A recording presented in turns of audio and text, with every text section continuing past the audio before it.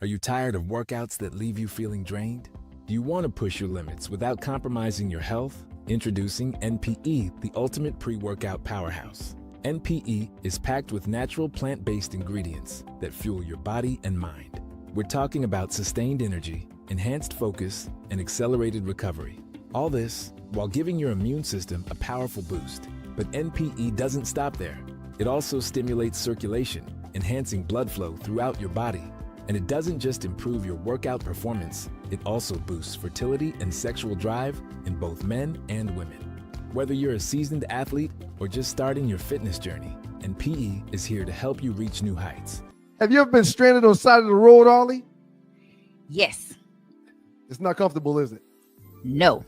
Dogs and poodles, if you find yourself in a jam on the side of the highway, give my folks at Bay 11 Towing a call, 404-770-6949.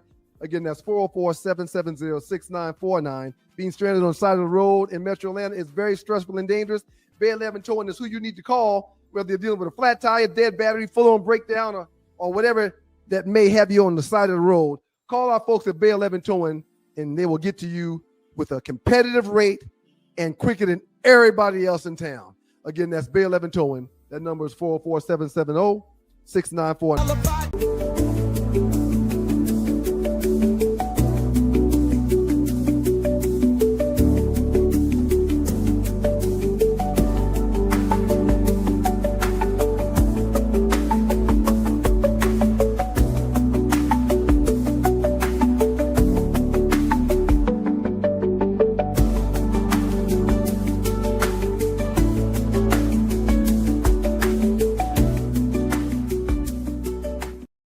Dogs and poodles, you're in the dog.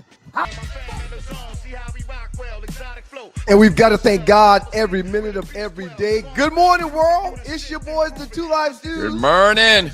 I'm Ryan. He's Doug. But together, we will be your Two Live Stews experience this morning. Let's get these good mornings out to my man, Why Not 2403. Good morning. As always, Why Not. Thank you, man. Bless you, King. Mocha Bella, good morning, beautiful. KK, morning. Ash, good morning, KK. And today's honorable mention, Raymond A. Sutton. Not the first, not the second, not the third, but this ninja is the fourth. Damn. Boredom. Good morning to you too, Dougie Stu. How you feeling, sir? I'm stupendous. Stewtastic. I was about to say stewtastic. How about you, sir? Doing absolutely outstanding, sir. How was the weekend? Weekend was one of these, man. On the bright side, my son Miles, he was away for the last 3 weeks. Literally 3 weeks, man. Miles is back. Picked him up from the ATL. He was in Tulane for a social media and social justice pre-college course, as well as a social media and photojournalism course. The week prior to that, 2 weeks, he was there for 2 weeks, and a week prior to the 2 week stint, he was at Kennesaw State doing a theater and production class. So Miles' summer is over. He's back home. He was on the road for 3 weeks.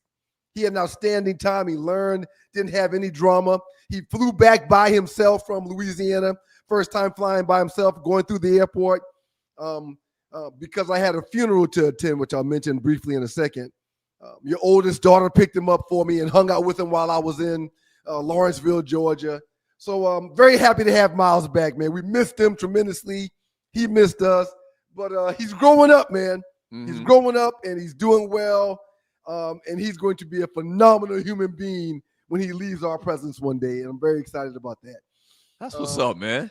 On the downside, man, went to a funeral of a teammate's son. Kid passed away at 18 years old, man, had bone cancer. Oh, rest in peace, Caleb.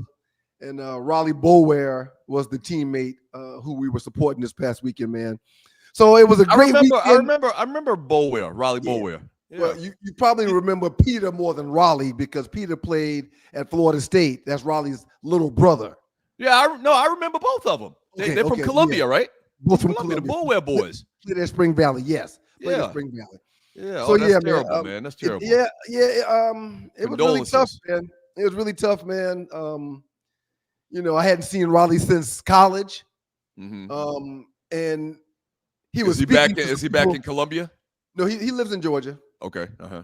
He was speaking to some people when I first noticed him when I got to the church.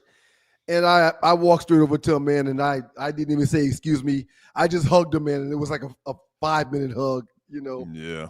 And when he finally lets me go, man, he says two things. He goes, man, instead of my son picking out a car for his 18th birthday, he picked out a casket. So when you leave here today, I want you to go home and hug your kids. Mm. It was a lot, man. Mm. But you know, God knows what he's doing. I trust and believe in his will over our lives. And Raleigh and his family will be okay. But y'all keep them uplifted in prayer. But Miles, man, I'm ecstatic with how he's handled the month of June as a 15-year-old, man. Miles did an outstanding job. We're happy to have him home. Yeah, big ups to nephew. So this weekend I told you I headed down to Hilton Head, South Carolina, which is crazy. The first time I've ever been to Hilton Head. That's mind-blowing, man. In my life. It's a great golfing place, man. And you golf all the time. I don't believe you've never been there. Yeah, we've never, in all of the golf trips, the guide trips, which we will talk about some guide trips later. We've never gone to Hilton Head. But for the record. Go ahead. Guide trips are great, for the record. Okay? Oh, yeah. Every guy deserves at least one guide trip a year. Yeah. So we've been talking back and forth about a new show coming to SMS, The Truth Ain't in Us. Yep. Okay. Hosted by Tanya Wilder. We're going to talk to Tanya a little bit later today about that show. They got a pop-up coming up tomorrow night, but we'll get more into that. But Hilton Head is crazy, man, because there's literally hundreds of islands. Yeah. Some of them, you know, I don't know, 100 feet long, some of them 100 yards long, some of them 100 or 100 miles long. But in the car, you know, I've got the little navigation GPS little map thing on the dashboard in front of me. I don't know if any of them are 100 miles, but I understand what you're saying. Yeah. It's okay. I understand. Bottom line is, when I'm down there this past weekend and I'm looking at the little navigation map thingy in my car, it's crazy because it's nothing but water. It's nothing but water, and there's all these different islands, and they're all pieced together. Whatever. Hilton Head is one of the bigger islands. Buford pretty much is an island. Paris Island, you've heard Paris Island before. It's down there. St. Helena Island. It's just beautiful to look at. But it's very, very different than mostly anywhere you probably ever been. So had a good time down there. Very good trip. And shouts out to the Low Country, man. One of the most beautiful places in the world is the Low Country. You know the state flag has the palmetto tree on it, right? A palmetto, however you want to say it. A palm tree. Yep. Right? Yep. Really, the state tree should be an oak tree with the moss, with all of the moss on it, because I saw a ton of that. There's a ton of that where we're from, and it might just be a Low Country thing and not an upstate thing. You know, I really love trees, right? Why do you have a love for trees like that? I just think they're beautiful, man, especially the oaks with the moss. When I'm in South Carolina, I take pictures of them all the time. I should have took some pictures. Man, yeah. I'm a tree freak, man. I ground, and I'm a tree freak. I hug trees, and I'm a tree freak, man. I just wanted to bring that to your attention. Yeah. So real quick, it was late Saturday afternoon when the U.S. staged these bombing missions over in Iran. Yep. And I don't even know what to say, because I'm hearing a lot of different opinions about should we have done that, should we have not done that. All I know is that the president doesn't follow any rules. I mean, that's the only thing I can come from, because once again, I've heard pluses on why we did it. I've heard minuses on we shouldn't have done it. But at the end of the day, I guess the only opinion I can throw out there is this guy does anything he wants to do. There's a process that you have to go through where Congress has to vote on it, the Wars Act, and the hell with all of that. Let's just go drop these bombs, man. Let's just go drop these bombs. Mr. C says, pitch black at 8 p.m. Hilton Head. Till Dog had a question that I wanted to comment on. Sir, I'm leaving this question to you. Mm-hmm. Till Dog says he prefers Myrtle Beach over Hilton Head, but that's just him. Your first visit to Hilton Head, you've been to Myrtle Beach. You go 10 times a year. Yeah. How do you compare Hilton Head to Myrtle Beach? Well, I mean, I was only down there for 2 days. All right. Hilton Head seems like more family vacation. Myrtle Beach, when I think Myrtle Beach, I think partying. Okay. So I think it's two different things. All but right. the beaches, phenomenal. I actually stayed in where there was a beach outside the window, and just phenomenal. Yep. Like the beaches, everything down there in Hilton Head are crazy, but just beautiful country. Mr. C says Ryan loves trees. Laugh out loud. What's so damn funny, Mr. C? You mess around if you want, Mr. C, and watch what happens. You mess around. Hey man, the Oklahoma City Thunder, your NBA champions, man. Congratulations, man. That's a dope picture. It's a dope picture. I love the colors, the way the colors pop on the picture. Sir, I'm not gonna say I told you so, but I told you so. I told you that. Wait a minute. Wait. What do you mean you told me so? When did you tell me? I told you I see a 7-game series, Buster. Oh, I tried to bet you that Indiana would win at least 2 games, but I told you I could see it going 7 games with OKC winning. That's my words verbatim. You're 100% right. You called it. I want to add an addendum to that. What? Had Halliburton played the entire game, Indy might have won this damn thing. Yeah. He was 3 for 4 from behind the arc. Yeah. Missed his first one, hit 3 in a row. He was literally in fuego. Yeah.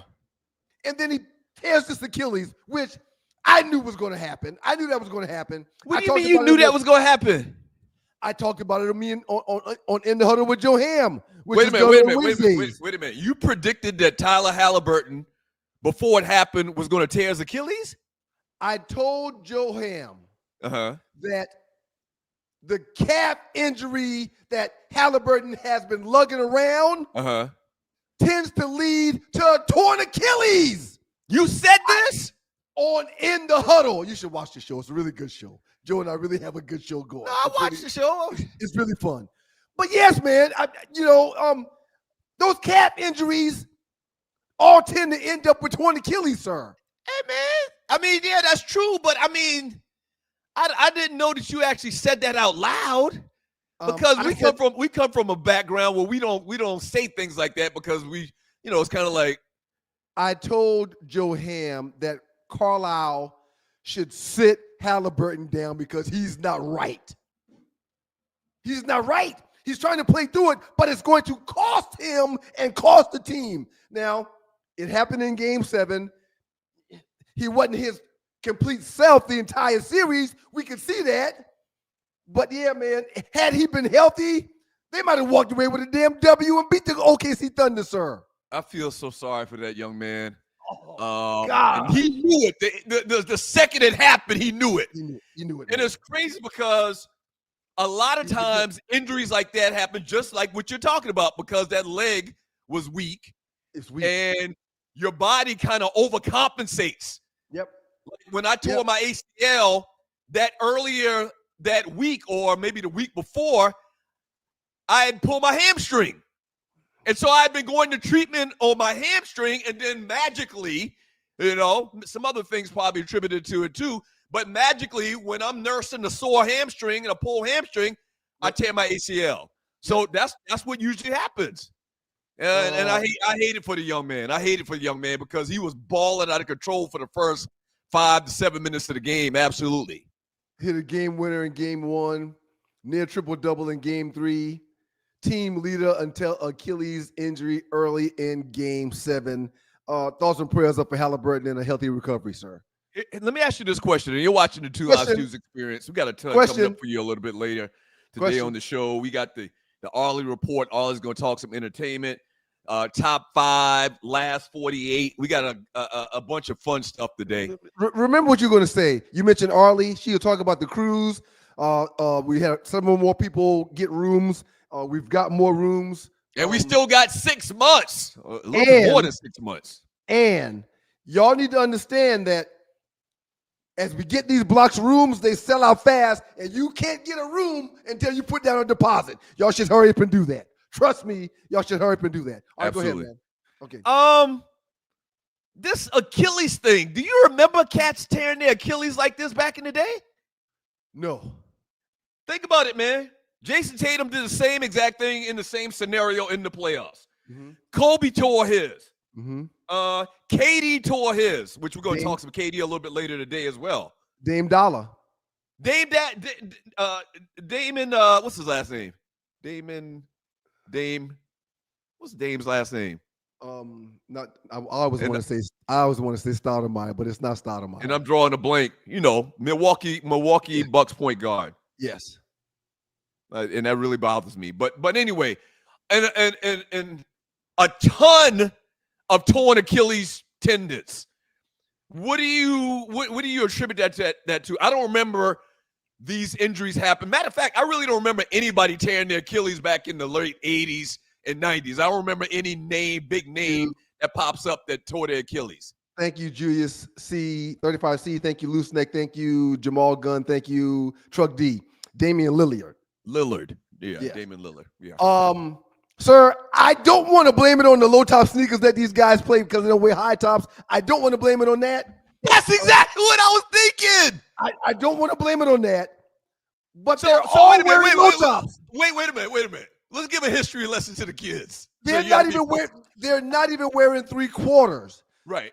They're wearing low tops. Listen, and I want the listeners to pop in the chat and give their commentary on this as well. Let me give a lesson to the greenhorns watching the show. NBA players exclusively wore high top sneakers that came well over your ankle. It was a part of the uniform, sir. It was a part of the uniform. And somewhere, and I think that I can, Isaiah Thomas used to wear low tops, but he was the only one. I think when Allen Iverson came out with his sneakers, and then Kobe came out with his sneakers, they both came out in the low top basketball shoes. I think that's when you started seeing the Achilles tears.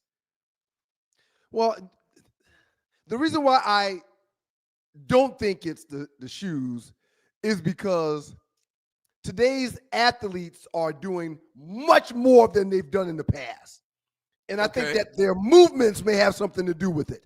I don't think the low tops help, but I think it's because of the advancement of the players. Uh-huh. I mean, these guys do. So you think it's more to do with training regimens and fitness and all of that stuff as opposed to. They're putting the ball through their legs. They're putting the ball behind their back. They're spinning and turning. And I just think that all the things that they're athletically blessed to do can cause more problems. I don't even think these young people understand or know how real high tops look because nobody wears high tops in the NBA anymore. Well, if they wear Jordans as high tops. Hey, ball award to the Oklahoma City Thunder, man. They win their first NBA championship. You know, the Thunder used to be the Seattle Supersonics. Correct, Supersonics came in the league in 67, 68. They relocated from Seattle to Oklahoma back in the 2008 season. Mm-hmm. They qualified for the NBA playoffs 22 times, won their division 6 times, advanced to 3 NBA finals, and won the 1979 NBA championship. But as the Thunder, they win their first ring, man. And Alexander, dominant MVP. They win their ring.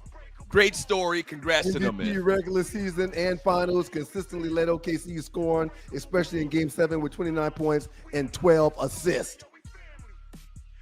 He's a phenomenal player. And Presti's done an outstanding job with this roster. They're one of the youngest teams in the league, and they've got 4 draft picks coming up in this draft, which is in a week or so. Okay, I want to talk a little bit about their roster.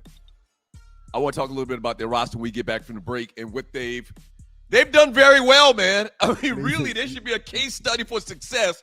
A lot of people don't realize all of the success that this organization has had. And their front office, the job that their front office has done historically since they've been in OKC. He's been there since the, Kevin Durant, Russell Westbrook, James Harden. James Harden days. Yeah. He put those guys together. Yeah. And then moved off those guys to get one of the guys they got now, which is SGA. With Holmgren, with SGA. Arkenstein. They all are young. Like, we might be seeing a dynasty here if they can keep these cats together.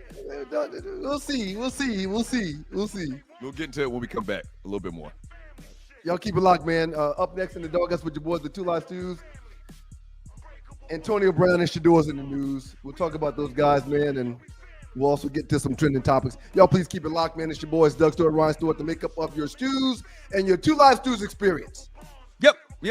I'll save it till we get back from the break. Yeah, the damn Seattle Supersonics balling, man. Jordan still wear high tops. Who? Jordan still make high tops. His sneakers still high tops. Yeah, but nobody really wears them. I don't see anybody wearing Jordans in the game. Jordans. No. Are you crazy? I don't see that. Stop it. I don't see nobody. Give me somebody who wears Jordans in the games. Are you tired of workouts that leave you feeling drained? Do you want to push your limits without compromising your health? Introducing NPE, the ultimate pre-workout powerhouse. NPE is packed with natural plant-based ingredients that fuel your body and mind. We're talking about sustained energy, enhanced focus, and accelerated recovery. All this while giving your immune system a powerful boost. But NPE doesn't stop there. It also stimulates circulation, enhancing blood flow throughout your body. And it doesn't just improve your workout performance, it also boosts fertility and sexual drive in both men and women.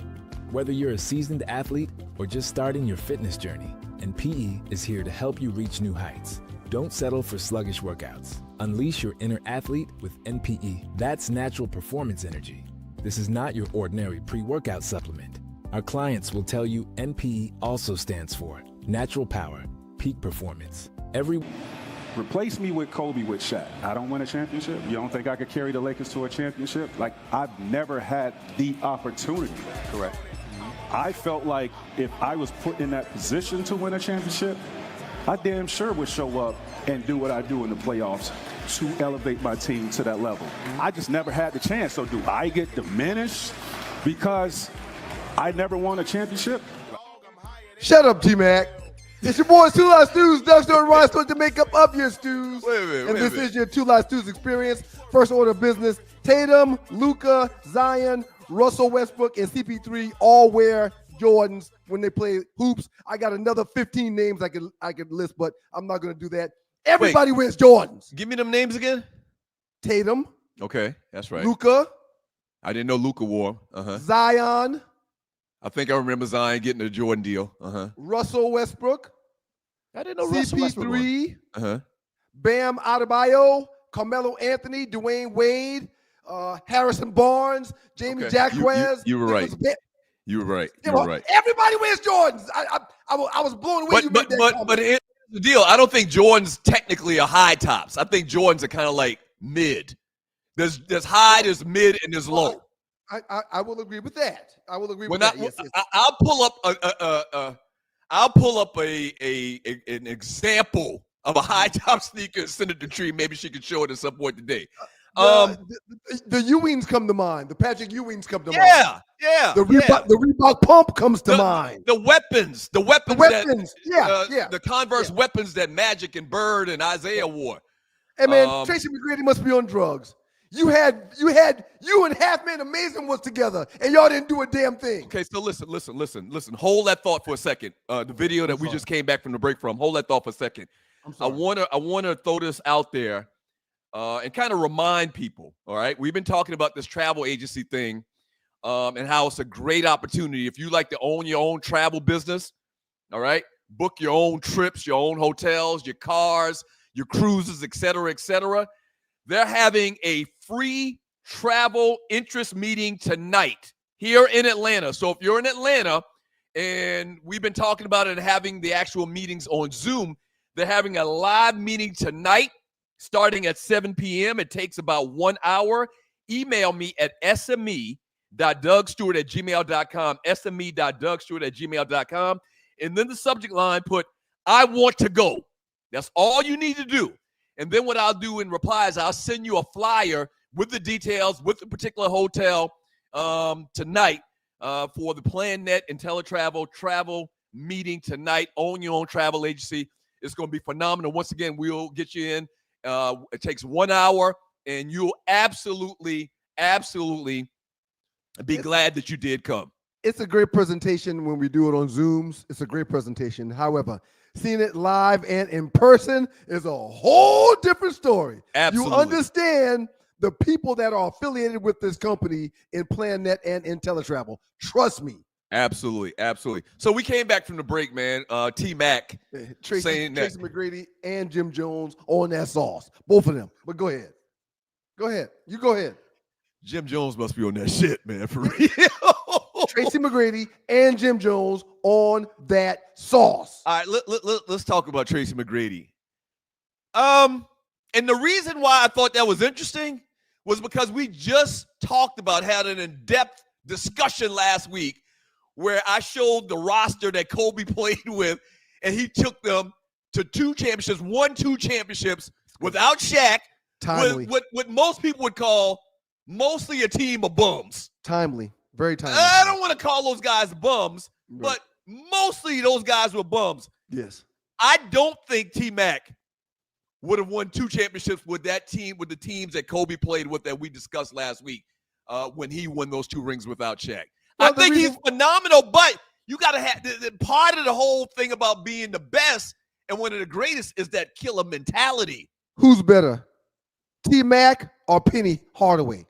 Who's better?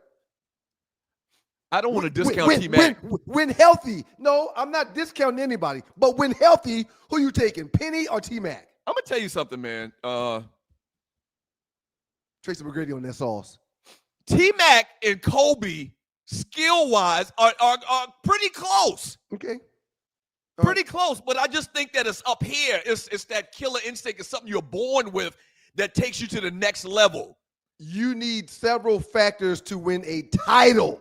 Right. There's several greats that have been paired with other greats that have not even come close. It's more than just a superpower being together. Yeah. I agree. How do you play together? Are you in sync? Are you unselfish with your teammates? Right. Do you know when you should give the ball up versus keeping it? There's several factors, and you just can't say, "Oh, if you put me with so-and-so, we win a title." Yeah. It don't work like that.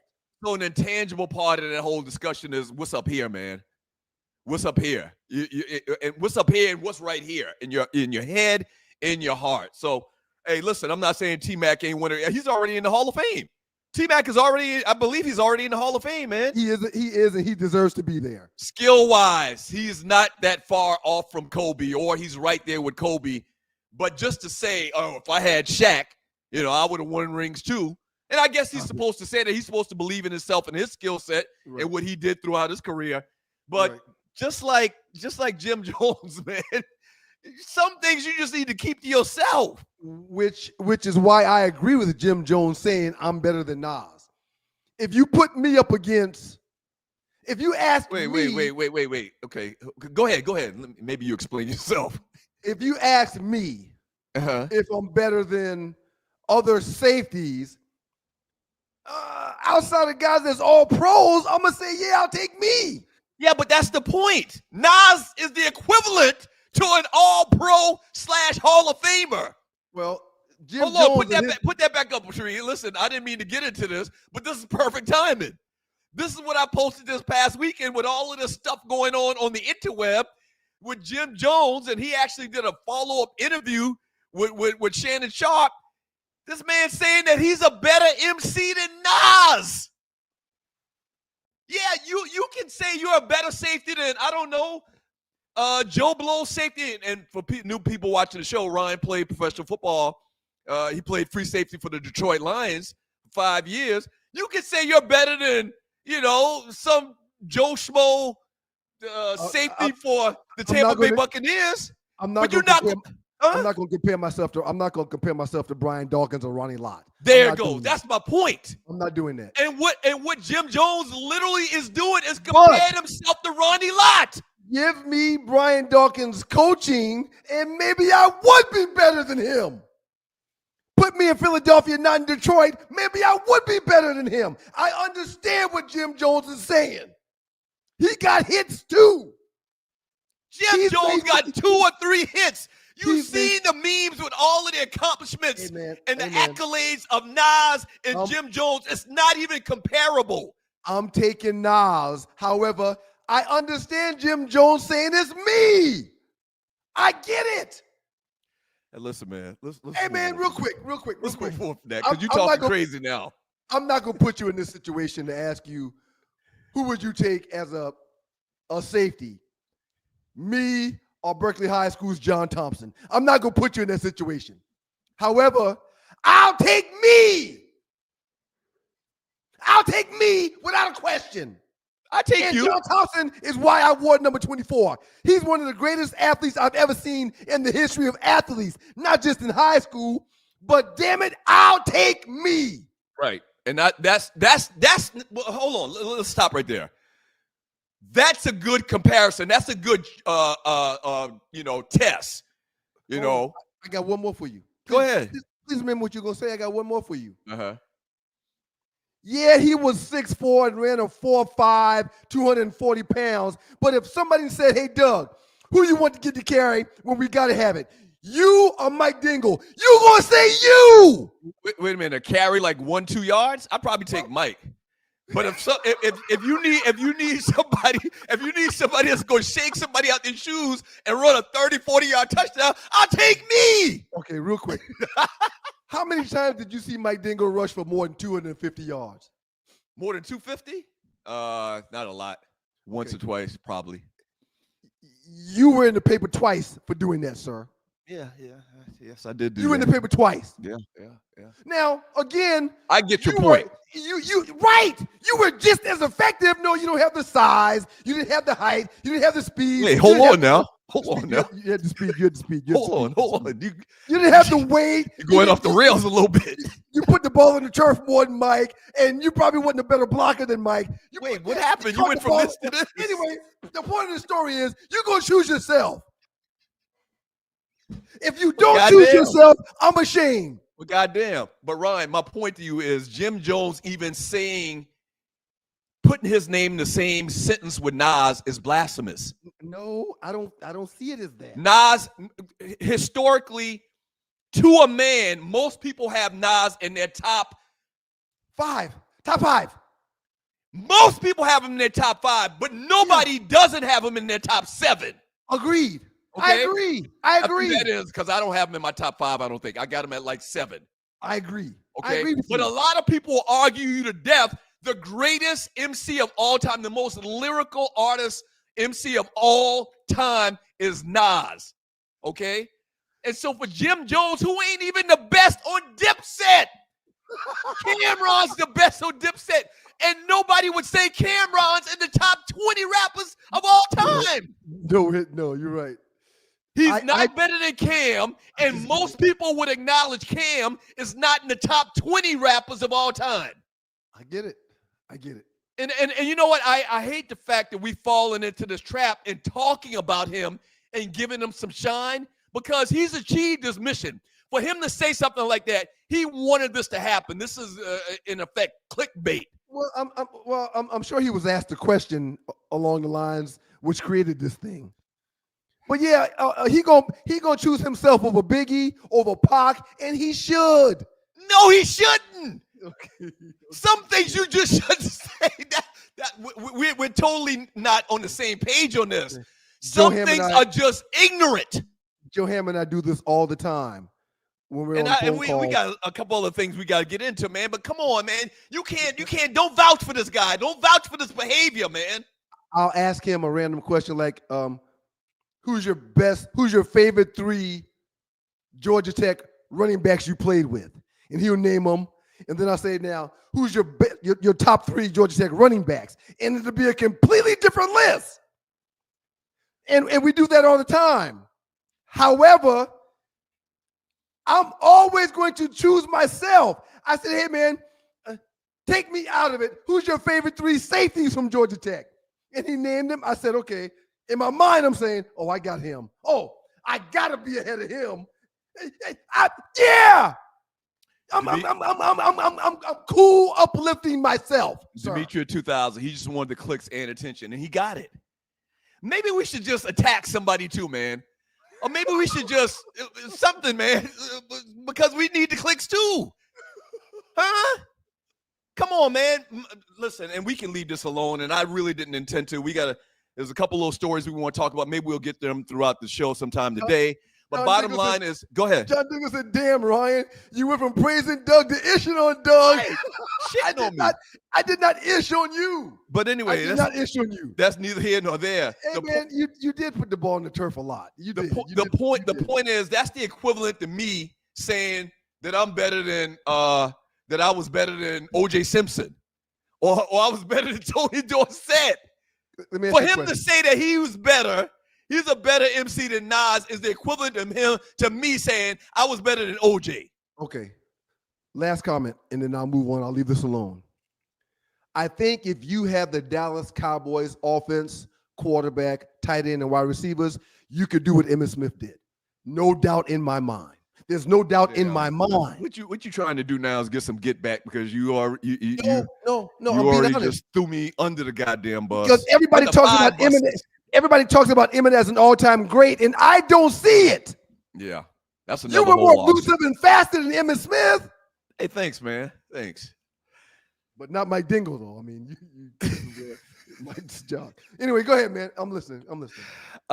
So Shedeur Sanders, man, is in the news. Oh no, we'll get back to that story a little bit later. The other big story from this past weekend is a big deal. Your boy Kevin Durant has been traded, or is going to be traded. The deal has already been agreed upon to the Houston Rockets. What are your thoughts about that? 5 second-round picks. That's a lot for a 37-year-old. That's extremely a lot. A top 10 pick this year. Jalen Green, Dylan Brooks. That's a lot. Mm-hmm. Mm-hmm. I like it. But the one thing that troubles me is he gets injured every 2 to 3 years of his career. We already mentioned him earlier. He's one of the guys that's had the torn Achilles. Yeah. And he's 37 years old. I don't get the trade at all. He's 37. They gave up 2 guys that start. They didn't give up bums. Like, this makes me think that a lot of, people always say that the NBA is rigged and that these teams really aren't trying to win. They be tanking, trying to get more lottery chances or whatever during the lottery.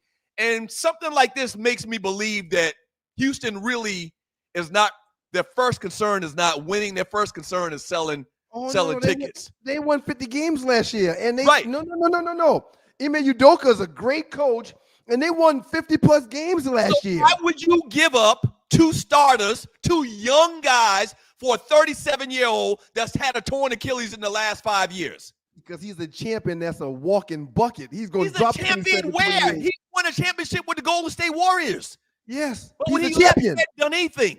That means he's a champion. So what? He's a champion. He wasn't responsible for the championships they won in Golden State. Totally. He was the MVP in one of them. Stop it. Okay, look. Let me take that back. Let me take that back. Yeah, please. Hold on. Let me take that back. He's a phenomenal player. Okay. But most people say that Kevin Durant is not the main cog to a championship team. When he was at Golden State, it was Steph Curry. There was argument about who was the guy subsequently in OKC. That ring matters, man. Every first meeting we had in Detroit, the first team meeting, Bobby Ross would ask all new free agents to come to the front. And whenever they came to the front, he would ask them to say their name and where they came from. Mm-hmm. And after everybody did that, he would say, okay, Alan Aldridge, you stay, and so you stay. And then everybody would go sit down except for those people, and he would say, guys, the 2 free agents that I've asked to stay up here are former champions. They have Super Bowl rings. Get to know them. Talk to them. Find out what they did. Watch how they study. Watch how they work out. They're champions. He did that every year because that matters. Listen, man, you can't sit in here and tell me and I'm not gonna say that. And Let me say this. Let me say this. KD is 37 years old, had a torn Achilles. You don't give up 2 starters on a young team that did well in the playoffs for a guy like that. All due respect, he's one of the greatest bucket getters of all times. You don't make a deal like this if you're serious about building a class organization. Period. Houston was the number 2 seed, sir. Right. So they're right there. They're trending up. Why would you do this? He's a walking bucket, sir. So do you think they're in a better position now to win a championship than what they were this past year? Hell yeah. If KD's healthy, hell yeah, I do. Hell yeah, I do. Wow. If KD plays the entire season, hell yeah, I do. Wow. Yeah. And I love KD. Nobody can defend him, sir. He's 37. Well, at 36, nobody can stop him at 36. Oh yeah, he's a 15-time All-Star. How many 15-time All-Stars are on a roster? And here's another thing about that. I understand when a superstar, a legendary Hall of Famer guy gets traded because of tickets. I understand that. But this to me seems like it's very forced. And we see all kind of legendary players get moved at the end of their career. Hell, Olajuwon played for Toronto. Patrick Ewing played for Orlando. It happens. I get that. But in this case, this seems a little different and those guys, they didn't get those guys expecting to win championships. You gave up a championship roster you gave up championship pieces. Talent, yeah. Presumably in the next couple of years for a guy that's clearly at the end of his career, has had some health issues. I just don't get the deal, and I think a lot of people probably agree with me. Damn, I'm sweating. Let's go to break, man. We get back from the break. We got Arlie Wood with the Arlie Report. She can talk about the cruise also. She's going to talk about the cruise. Thank y'all for your support, man. Y'all be super chatting us up. Y'all come in the cruise with the stews and watch the Super Bowl. We're trying to put together some fun stuff for us to do on the cruise. Thank y'all for your support. It really means a lot. Well, don't forget, the big purpose of the cruise is to watch the Super Bowl. No question. The Super Bowl cruise with the stews. I did just say that, but it's okay. I mean, you just reiterated exactly what I said, but it's okay. Have you ever been stranded on the side of the road, Ollie? Yes. It's not comfortable, is it? No. Dogs and poodles, if you find yourself in a jam on the side of the highway, give my folks at Bay 11 Towing a call, 404-770-6949. Again, that's 404-770-6949. Being stranded on the side of the road in Metro Atlanta is very stressful and dangerous. Bay 11 Towing is who you need to call, whether you're dealing with a flat tire, dead battery, full-on breakdown, or whatever that may have you on the side of the road. Call our folks at Bay 11 Towing, and they will get to you with a competitive rate and quicker than everybody else in town. Again, that's Bay 11 Towing. That number is 404-770-6949. It's Arlie Wood in the building. Good morning, Arlie. Good morning. How are you guys doing? And happy Monday to you all. Good morning, Arlie. Welcome back to everybody. This is your boys, Doug Stewart, Ryan Stewart. We're joined by Arlie Wood now, and this is your Two Live Stews and your Two Live Stews experience. How was your weekend, Arlie? It was very chill. I sang at church. I didn't have to be out of town somewhere, so it was a much more chill weekend than typical. Grateful for it. Do you like those chill weekends more because you typically, most weekends out of the year, you're on the road. Do you really like being home? Yes, I love my house. Well, let me say it. I love being by myself. So I had, it's always something going on, so I appreciate the peace. Yes, I can dig it. Yes. All right. Well, Arlie, we don't want to step on your report. Let's get straight to it, Arlie. Let's do your thing. Hold on. You gotta talk about the cruise. Absolutely. I'm about to do that right now before we lose our poop.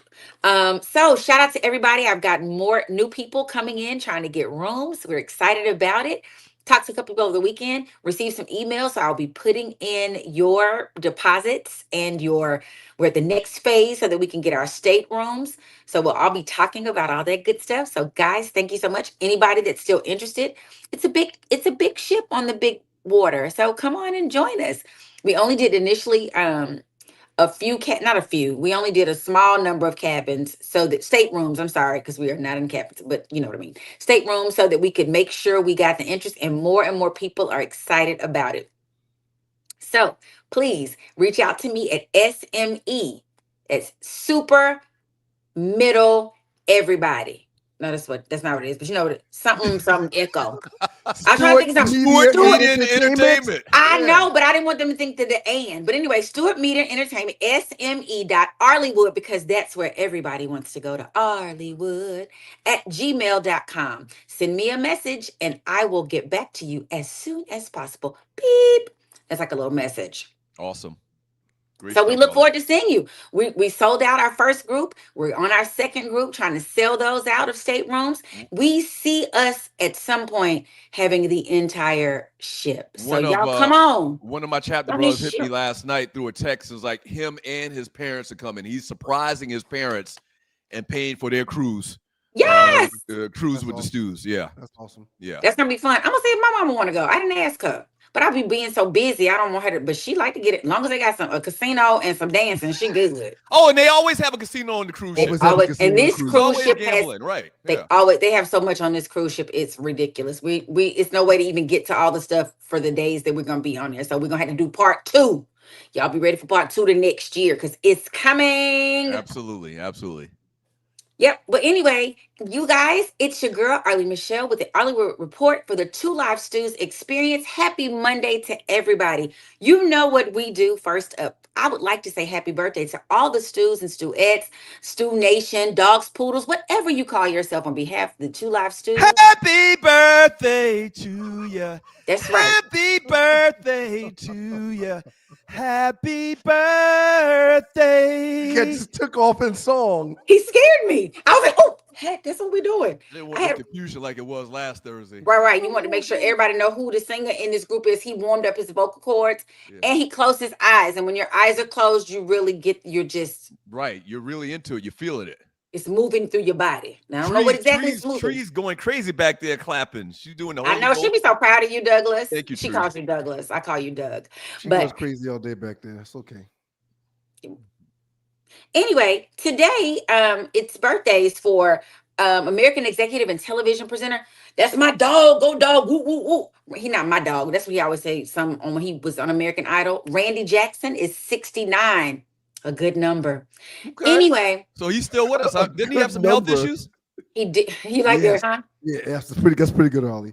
Thank you. Yes, he has had several health issues, but he's still kicking along. Stop killing people off. I don't never want you to put me in your mouth ever. I don't know how that's it. That wasn't right. But I don't want you to speak on me because you be killing folks off.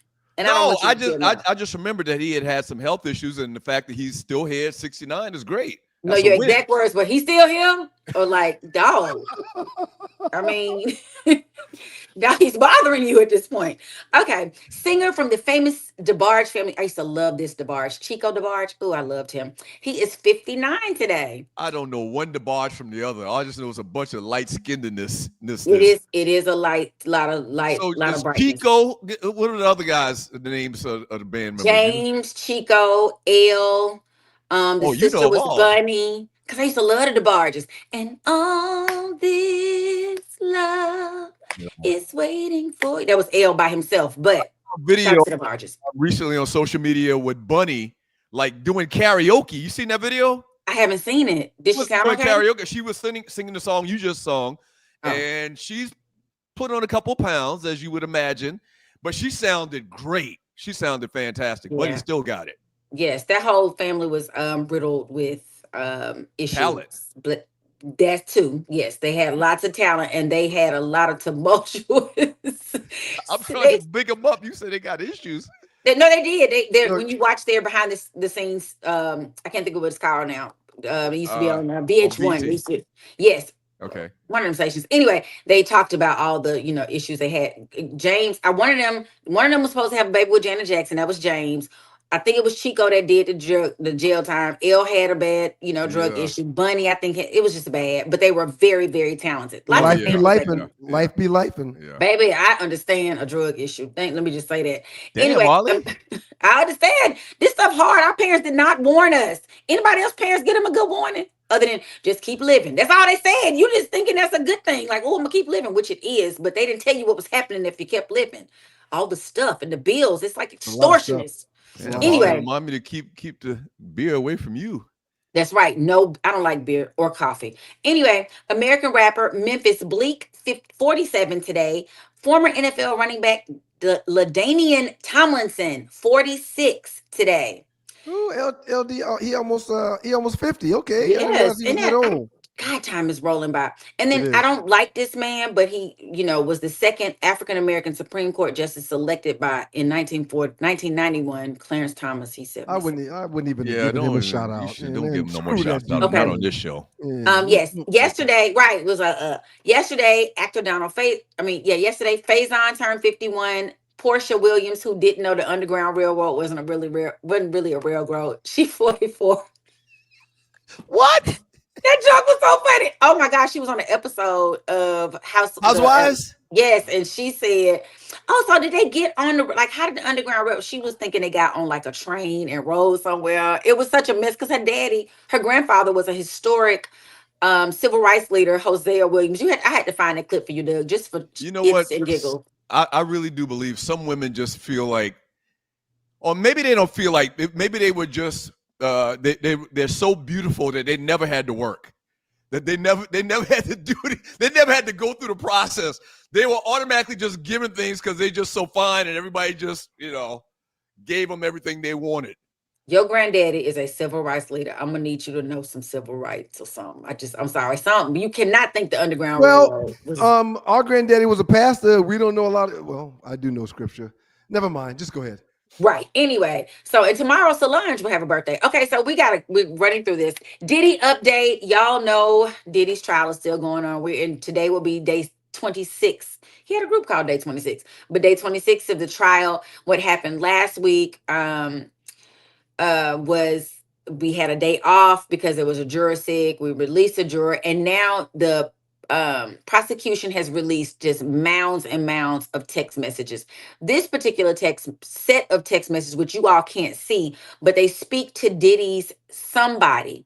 Now, they don't say it's not Diddy himself, but it's a man named Jules, who is a male escort and a cell phone mobile user. They don't have a name, and they're doing explaining to the young man, like, hey, can you fly in at this time? They were flying him from LA to New York for freak offs. And the reason this is so important, now they're kind of getting down to the nitty gritty. While they might not be able to get him on RICO, they are definitely trying to use this Mann Act, which is simply you need these three elements: knowingly transporting or attempting to transport a person in interstate or foreign commerce with intent. The second thing, with intent that the person engage in prostitution or other specified illegal sexual activity. There's no requirement of force, fraud, or coercion, as there is with sex trafficking charges. There is no defense. You can't say, well, they consented to it. The Mann Act doesn't matter if you consented. So it looks like, as much as sex trafficking and RICO charges have dominated the coverage, the Mann Act charges are quietly the easiest charges for a conviction in this case. The government just needs evidence of interstate travel, which they kept pushing. Here's his travel information. He flew over there so he could be a part of this freak off. It was from California to New York, so it was interstate travel, and a desire to get a prostitute to prostitute, which is what he called, you gonna come here, you gonna do this. He was paying people though. He was paying them for their services. He didn't make any money off of it though. But the thing is not that, it's that they were paid for their services as a prostitute. The prosecutor pretty much got all of that with this one witness, a special agent who is the one. They didn't have Jules on the stand. They had this special agent named Penland to present this evidence. They're not an eyewitness testimony, but they were able to record by reading this into the record. That is it's a part of the record. And so what's next? The government will likely rest this case this Friday, meaning the prosecution rests. then Diddy's lead defense attorney said the defense needs 2 to 5 days to lay out its case, but its timeline isn't set in stone, and the jury might get the case next week to determine Diddy's fate. It just depends on how long it takes the defense to lay out their case. Julius 35C brought a very good point to the table. He says Puffy didn't want to watch porn like any other man. He want that live action in person. Yeah, man, you got $1 billion. Instead of turning on the porn, just create your own like that. Is that Rico worthy? Well, clearly they're trying to defame the guy, man. I mean, clearly they're trying to defame him. Clearly they're trying to take his wealth. It seems minor, and it doesn't seem like something that the charges are levied upon him. But this thing is bigger than just what we see in this courtroom, man. I really believe that it's much bigger. Yeah, there's so many reasons, and I see AM says that the Mann Act was written, it has racist implications. If you just, I learned in criminal law, they said that's why they tell us do not get in this system. The system was written for rich men, the blancos, as Tree always says. It wasn't written for us. So a lot of the laws and rules they've had to bend to make them match crimes that we've committed oftentimes, like particularly in big things.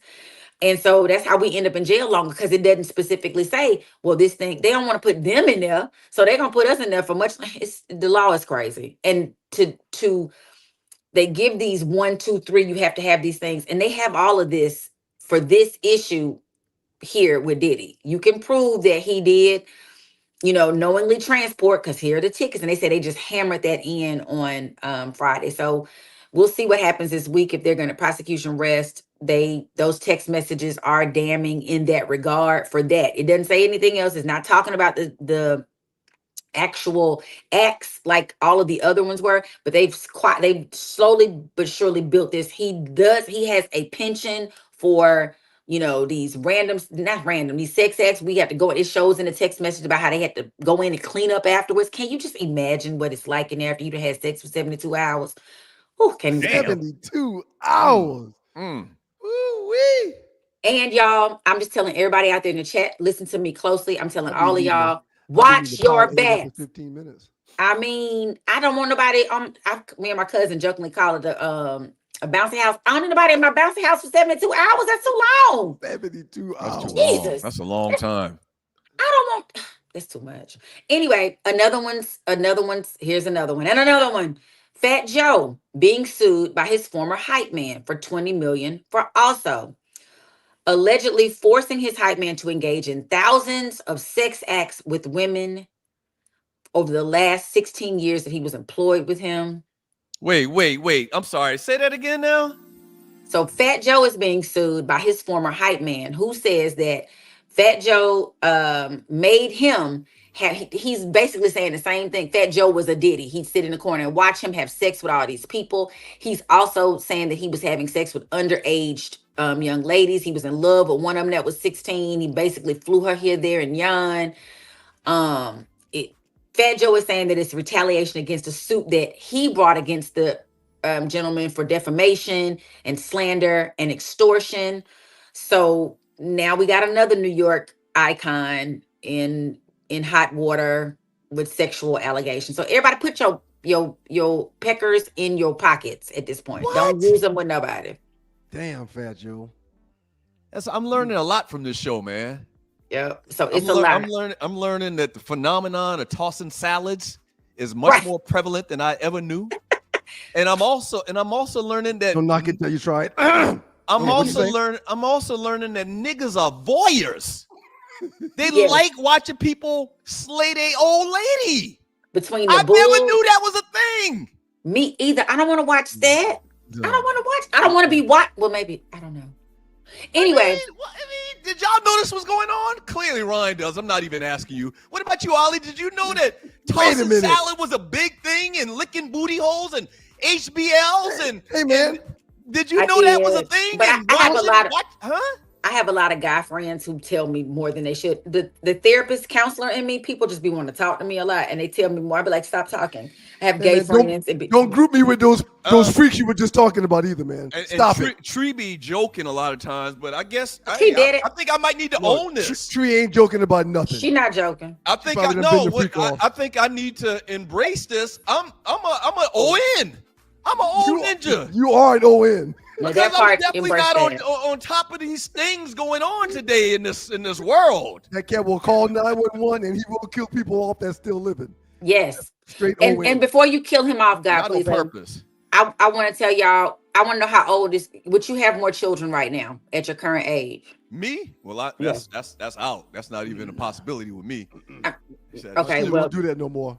Shout out to our boy Ricky Bell from the group, the famed group New Edition. Just had his first child at age 57 with his 43-year-old wife on Father's Day. Ricky Bell! Yeah, congratulations, man. Congrats. Yeah. Congrats. I don't know. That's crazy. You're going to be taking them to college and you're going to be on a walker. I don't understand. Like when they go to school at 18, you're literally going to be close to 8. You know, Ricky Bell has done extremely well outside of his work with New Edition. I understand. He's like angel investor, businessman. No. You're thinking about Ronnie. That's Ronnie DeVoe. No. Rick. That's Ricky Bell. No, it's Ricky Bell. I know I'm talking about. Yeah, Ricky was the businessman behind a lot of that stuff. Right. Yeah, he's got several groups underneath him. He's done a lot. Anyway, outstanding job, Arlie. Well done. Bill Big DeVoe. Well, now he knows. That's Michael Bivens with the groups under them, man. Oh, it's Michael Bivens? Okay. Well, I think Ricky Bell also has done. I think they've all done well. Are you saying Michael? You mean Michael Bivens? I don't never know them two apart, honestly. That's so sad because I wasn't a New Edition fan like that. But I know one of them is a keen businessman. If you're saying it's Michael Bivens, then whoop-de-wop, there you go. Yeah, Michael Bivens had ABC. Was it ABC, the little boy group? He had all those groups. He had Boys to Men. Boys to Men. Michael Bivens brought Boys to Men. You talk about the person that brought Boys to Men to the forefront? I need to go see. Outstanding job, Arlie. Outstanding job. We really appreciate you, Arlie. Hey, listen, man, I wasn't trying to show you up or nothing. I'm just saying we need to get that correct. That's something simple that we can correct. It's 1 minute after 8, man. We got to push. Hey, listen. Coming up next, stay tuned. We're going to talk to Tanya Wild, the host of The Truth Ain't In Us. All right? You want to stick around, so stay tuned. I've been very, very excited about this show that's coming on the network, man. Until I saw a video earlier today, it really troubled me, but we'll talk about that. Wow, they all fine. Bring that back up one more time. God damn. Yeah, they fine, man. But we got to talk about these topics, though. We'll get into one of these topics with Tanya here shortly. We got top 5. Yeah. We got a lot coming up, so stay tuned with your boys at Two Live Stews. And men need to fight for their independence, man. They got to fight for their independence. Top 5 up next, y'all. Y'all keep it locked, your boys, the Two Live Stews and Two Live Stews experience. I mean, I deserve to, from time to time, just go be someplace by myself, you know? Yeah, they got a problem with that, it sounds like. It's only fair, man. It's only fair. We'll see, though. You're in the dog pound. Dogs and poodles, it's the Two Live Stews, and we're back. Our debate that started us on radio was the effectiveness of the option, idiot. You call your brother idiot? I never call you an idiot. Dummy. What you did is called hijack the show. I'm done. Doug Stewart and Ryan Stewart streaming live Monday and Thursday at 7 a.m. That's the number 2 live stews, youtube.com. 2 live stews, youtube.com. Welcome back to your boys, the Two Live Stews, Doug Stewart and Ryan Stewart, the makeup of those stews. Man. Rest in peace to the lovely Lynn Hamilton. Yeah, Donna from Sanford. Yeah. We'll get into that a little bit deeper here shortly. Got a wonderful top 5 coming up, but rest in peace, Miss Hamilton. Fred loved Donna and Lamont hated Donna. Used to call her a battle act. Did you see Lamont in the corner laughing and giggling the whole time? Yeah, he set the whole thing up. What a great show, man. I mean, I can watch those old episodes as if they're brand new every time they come on, man. Absolutely. You're watching the Two Live Stews experience. Doug Stewart, Ron Stewart. Hey, if you'd like to donate to the show, let me mention it one time today. If you'd like to donate to the show, you can. Look to the bottom of the chat. To the right, you'll see a dollar symbol, dollar sign. Click on the dollar sign and donate whatever your heart desires. If you're watching the replay, same thing. Look to the bottom of the chat. Click on the heart symbol, and same thing. You can vote. You can donate to the show, whatever your heart desires. $1, $5, $10, $50, we'd appreciate it all. Thank you very much. Thank y'all for being here with your boys, Doug Stewart, Ryan Stewart, Two Lost Stews Experience. As Doug mentioned in the last segment, The Truth Ain't in Us is coming up here shortly, but we got to get to our top 5 before we do that. And guess what? So the video that we just showed of Fred Sanford is going to lead us into our top 5. Doug, please set things up, and then I'll decide how we're going to go. Well, the top 5, the top 5, the top 5 is basically a competition between me and Ryan, okay, where we find a topic and we give our top 5, and we let the listeners and the people in the Two Live Stews Facebook chat group vote on who has the best list. And today's list that we're going to battle each other on is the top 5 most memorable. How's the line go, Tree? Pop in for a second. I want to get it right totally. Hi, good morning. Good morning, Tree. Top 5 show girlfriends of all time. Looking forward to this. Have to go to the proof.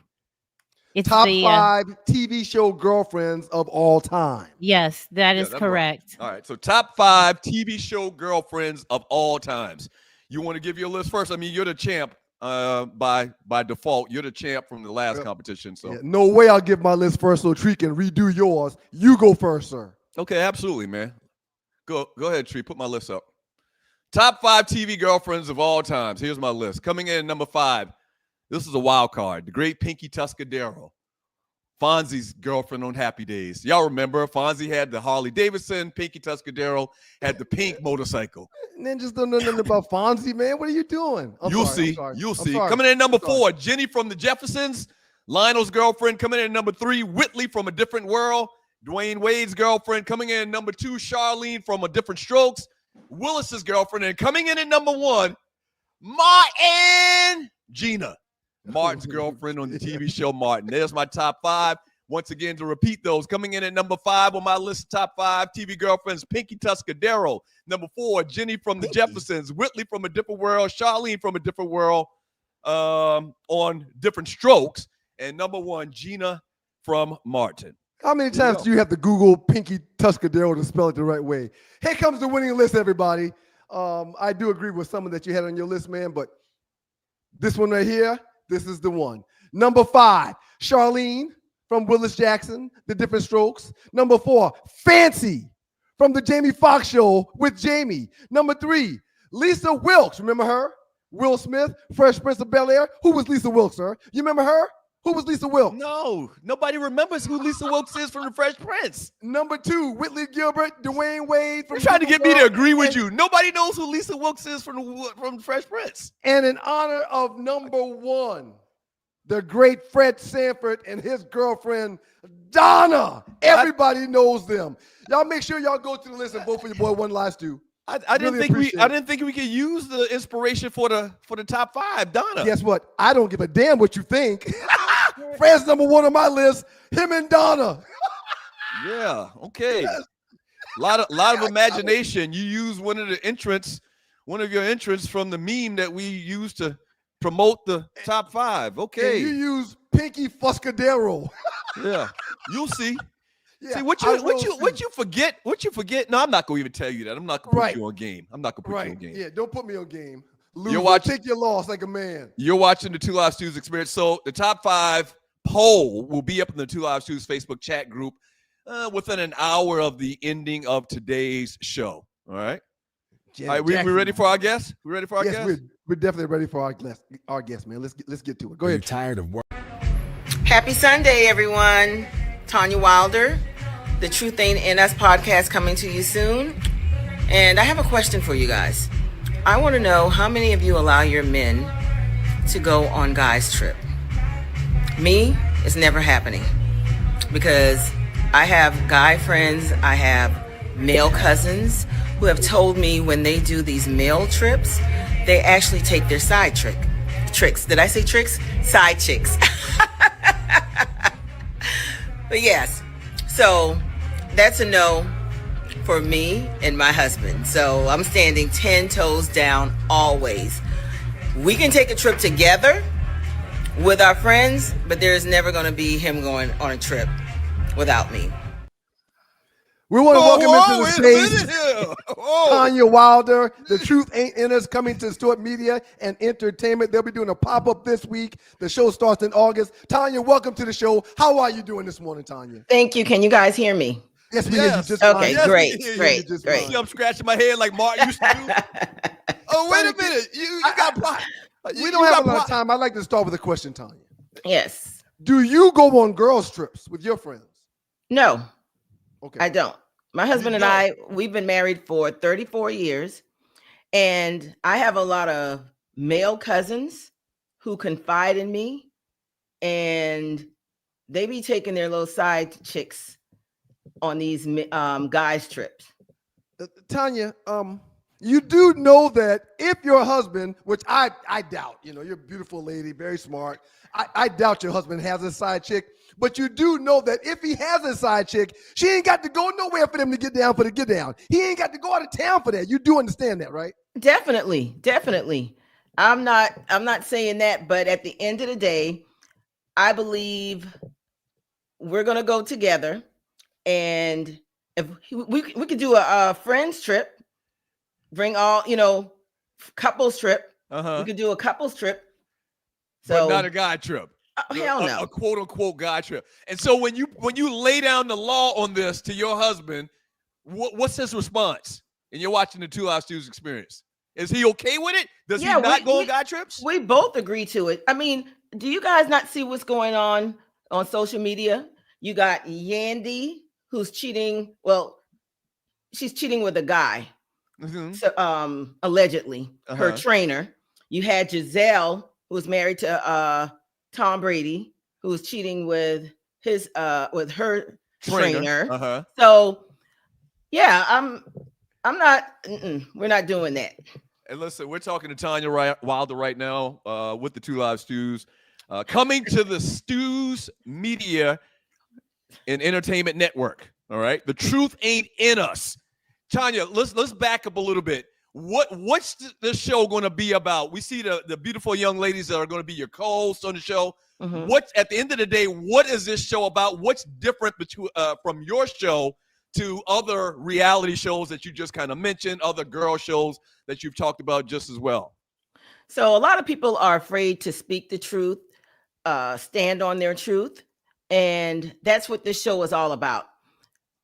We are going to talk about things that people are afraid to talk about, and say, and we're going to speak our truth every single day. We may not agree. We can agree to disagree, but at the end of the day, it's all about standing on your truth, owning your truth. Tanya, can I ask you a question? Yes. Do you not trust your husband? Do I not trust my husband? Clearly you don't. Well, you've been married 34 years, so you should know him in and out. And for him to not be able to go golf with some friends, or for him not to be able to go. No, I never said that. I never said he could not go anywhere. I said on a trip. And that's going to Colombia, going to Europe or whatever. No, he can't go on any vacations without me. Oh boy, maybe I don't know. I'm gonna request that maybe I can come on the show to argue that side of the conversation. My wife and I have an agreement also. We do not, even though she has, because I if she wants to go, I don't say, oh no, you can't do that. I mean, what's the agreement, man? What's the agreement? We take international trips together. We don't go out of the country without each other. Okay. Even though she's been out of the country with her girl trips a couple of times, and I have no problem with that. So I hear you saying out of the country, that's a different thing. That tends to cost more money. That tends to be really memorable experiences. That tends to be a place you're going for the first time. You want to do that with okay. But if she wants to go to San Francisco because there's a fashion show that her and her girls want to catch, knock yourselves out. Let me know how much money you need me to put in the account. Question. I have a question for you. So if your wife, and you know this for a fact, is hanging with women that cheat on their significant other or their spouse, are you still going to be cool with that? My wife has nothing to do with anyone that's cheating on their spouse. Nothing at all. Well, they said birds of a feather flock together. Well, I don't know. I hear you, And a lot of people, you see this, the truth ain't in us. A lot of people, they don't be speaking the truth. Right, yeah. But you never answered the question, so you don't trust your husband. I do trust my No, you I do trust my husband. Uh-huh. As far as I can throw him. And- She said as far as I can throw him. Tanya, talk to us about other topics that we will hear on The Truth Ain't In Us when you guys get We can started stay on on the this network. all day. So no tomorrow, question. Tomorrow night we're doing a pop-up, and we're bringing on a side dick, side chick, side dick. So you heard me correctly. And a lot of times women get the bad end of the stick for being a stand up again. Women get the short end of the stick for being a side chick, but we want to know the perspective when a man is a side dick in the relationship. Ooh, Wow. So, Yes. I'm gonna mark this down. I'm gonna watch the show tomorrow night. All right. And so tomorrow is a pop-up show. Yes, right? it is. So we haven't established what's going to be the schedule for when the show is going to come on weekly yet, but tomorrow is a pop-up show and the first chance that people will get to check out The Truth Ain't In Us. Absolutely. And we are so grateful and thankful for you guys allowing us to come to your platform with this show. And we feel like, we have great conversations, a lot of opinions, and we're going to talk about things people are afraid to talk about, whether it's BBLs. Uh-huh. And right. And why'd you do that, Doug? Because the BBLs is a big topic in today's world. This is a huge topic. Are you for it or against it? I'm absolutely against it. I'm And totally what about against you, it. Ryan? If she got the money to pay for it, she should be able to do what she wants to do. Well, as long I'm with it being proportion right. I think some women just go too far with it. So Yeah, I agree. I agree with that 100%. The name of the show is The Truth Ain't In Us. Tune in tomorrow night. Put the flyer back up one more time, Tree. Tomorrow night, The Truth Ain't In Us with Tanya Wilder, Solara Vaughn, Phyllis Kimber, and Teresa Johnson. Damn, Can y'all your man fine. can your man go to a bar with his buddies and watch of course, a game time? absolutely. He just went out this past weekend to the cigar bar with his friends. Do you have Life 360 on his phone? That's a real topic that occurred on this show about a year ago. Don't laugh, Tanya. Ryan Answer my has question. Life 360 on his phone. Well, I can see his location. Yes, okay, all right. Same thing. Same Damn. thing. Same thing. I'm fine with that. I'm fine with that. I'm just saying, Do you guys share locations? Oh yeah. Everybody in my home, we got Life Okay. 360. We know where everybody's at.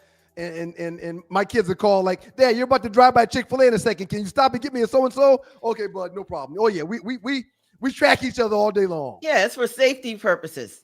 Right. Right. So he should be able to go out of town without you, and you know where he's at. You can call him at any minute. He gonna answer the phone, right? You ever bust up in a room on your husband? And I say bust up. That's a low country term. Tanya's from the low country, matter of fact. She from the islands. Chucktown. Yeah. So you ever bust up in a room or someplace where your husband didn't know didn't know that you were coming? Yeah, I popped up in Dubai. You popped up in Dubai? Oh God. Wait a minute. This was before Dubai was even a thing. I understand. So I see what's going on here now. Wait a minute. I see what's going on here now. Wait a minute. You popped up on your husband in Dubai? Not Kansas. Not New Jersey. Dubai? And what'd you find? I got to hear the story. See, What'd you this is find what when I'm you popped talking up, Tanya? Real quick, what'd you find when you popped up, Tanya? What was going on? Hold on. No, I want her to save this story for an episode. You're right.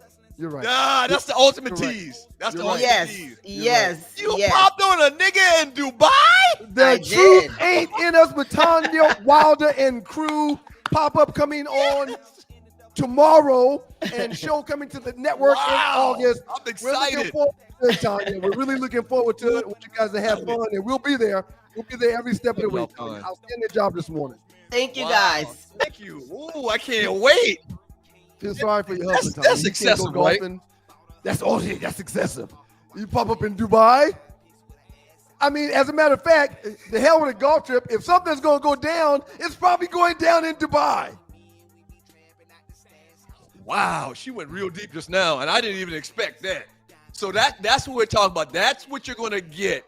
That's what you're going to get on the show. You know what I'm going to ask her? And I tell my buddies this all the time. Well, we don't have a whole show to talk to her. We asked a bunch of good stuff. I've never been caught up in any situations with my wife. Yeah. No text messages, no phone calls, no nothing. No nothing. Mm-hmm. So there's no reason for her to say, no, you can't go on no golf trip. Right. There hasn't been anything that's made her say, hey, wait a minute. What did that mean? Or why's your phone going? My phone's unlocked on the counter at all times. I've always had the position that if you don't trust me to go somewhere, if you don't trust me to go somewhere because you think that I'm gonna do something wrong, then we're already in trouble. The marriage, the relationship is already in trouble. Absolutely. Up next in the Doghouse with your boys, the Two Lives Tuesday, man. We got the last 48. I can't wait for that show tomorrow. That's gonna be really fun. They're bringing side dicks on the show. We got side dicks coming to the network. She caught me off guard with that. She caught me off guard with 2 things in 10 minutes. Yeah. Imagine how the whole show's going to be. It wasn't even 10 minutes, sir. Yeah. Y'all keep it locked, man. We got the last 48 coming up next, and then we'll get to chat, and we're going to read your messages, and we're going to continue to have fun on the Two Lives Tues and the Two Lives Tues experience. Happy Monday. Happy Monday. The truth ain't in us. I don't lie, though. I tell the truth. So I know her husband, so I don't want to include her in this, but everybody else super fine. Damn. Well, no, she fine, too. From what I can see. But I know her husband. I don't want to say something like that. So you blind? You can't see? Yeah, shots up. He probably wouldn't have married her if she wasn't fine. It's okay for you to say she's fine. Well, have you ever been stranded on the side of the road, Ollie? Yes. It's not comfortable, is it? No. Dogs and Poodles, if you find yourself in a jam on the side of the highway, give my folks at Bay 11 Towing a call, 404-770-6949. Again, that's 404-770-6949. Being stranded on the side of the road in Metro Atlanta is very stressful and dangerous. Bay 11 Towing is who you need to call, whether you're dealing with a flat tire, dead battery, full-on breakdown, or whatever that may have you on the side of the road. Call our folks at Bay 11 Towing, and they will get to you with a competitive rate and quicker than everybody else in town. Again, that's Bay 11 Towing. That number is 404-770-6949. Welcome back to you boys. Doug Stewart, Ryan Stewart, the Two Lives Tuesday and the Two Lives Tuesday experience. Happy good morning. Merry good morning. Whatever we want to call it. I don't think it should be happy good morning. My phone's blowing up. Y'all got dicks on the network? Yeah, man. I mean, Doug and I have them.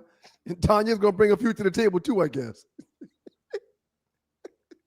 I mean, what does a grown man do when his wife says, no, you can't go with your friends to wherever?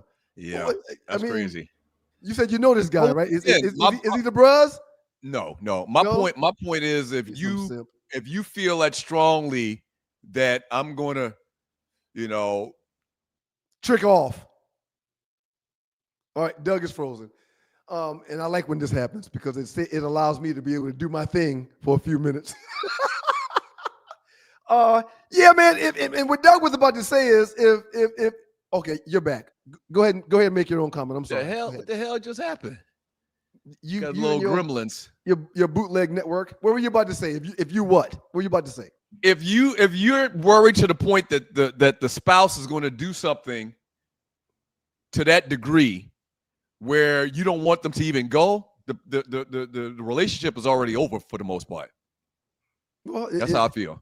She said they've been married 34 years, so it ain't over. It sounds like she just rules with an iron fist. It sounds like she's married to a dude with an iron fist. Yes. It sounds like she's married to a dude that doesn't control.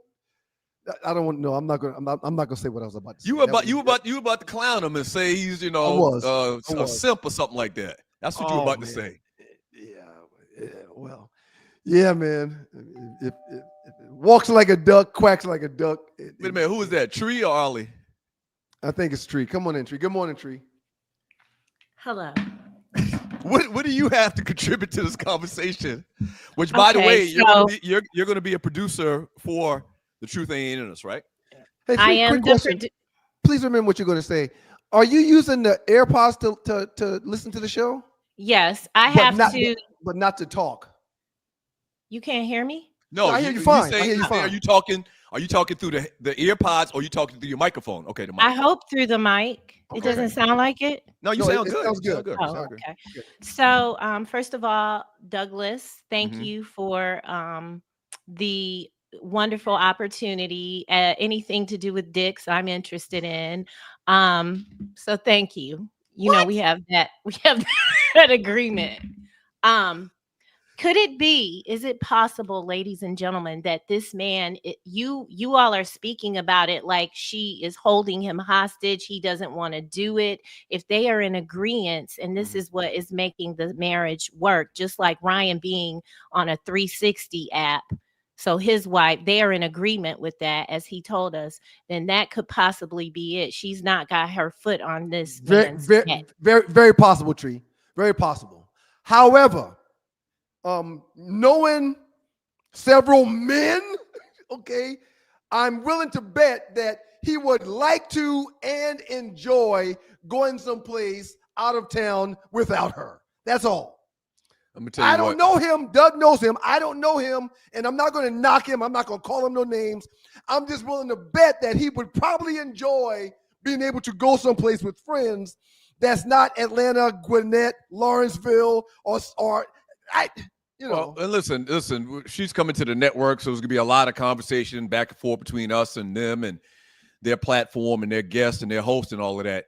Like, I hadn't kicked it with him. Like, I hadn't went on a trip to Dubai with him or anything like that. I know him. I've been introduced to him before. Birdman said, F that Tree. She got her foot on his neck. Yeah, that's what I see. That's what I see. Oh, man, this is gonna be good. This is gonna be good. This is gonna be great. We ready for last 48? Last 48, man. Let's go. Last Y'all make 48. sure you vote on the top 5. Vote for your boy One Live Stu Ryan Story. We appreciate it. Yeah. Last 48. The biggest memes in the 2 Live Stu's Facebook chat group in the last 48 hours. Let's roll them out, Tree. Best NFL nickname ever. This came through in the chat group, a little conversation on this past weekend. Out of all of those guys right there, which one? I'm just noticing Mean Joe Green. They just got mean. Think about it. His name is Joe Green, and so his nickname is Mean. That says a lot. Prime Time is great, and Megatron is one of my favorites because everyone knows how dominant Megatron was when it comes to Megatron in the cartoon. Right. So Megatron's a great name. All of because these are great. If you've ever seen Calvin in person, you'll look up like, damn. Yeah. That time he came into the studio, we were like, come on, Calvin. You can't be this big, moving like you move. Dude literally was put together by the gods. So Megatron, if you remember the cartoon, you remember Megatron and what he represented as far as strength. Beast Mode is a good one. Beast Mode is a good one. All of them are great.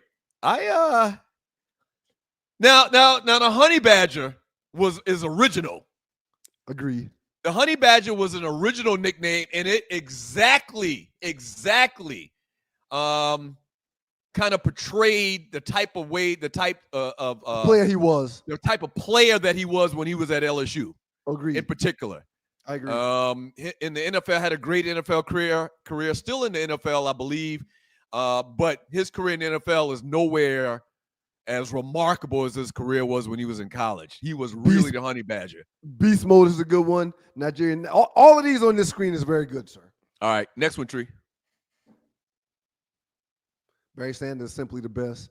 Every time he touched the ball, simply the best. Dun, dun, dun, dun. So we've been talking about Kevin Durant all day, and this right here is a great illustration of the conversation that's going to be had about Kevin Durant for the rest of his life. He was a team jumper, man. He was a team jumper. I'm fine with that. I believe in free agency. I know you are. And I knew this would be the stance that you took. I believe in free agency. It's a blessing. He was a ring chaser. He was a team jumper. This is going to be his 7th team that he's played for. And once again, we had the conversation earlier about him in Golden State.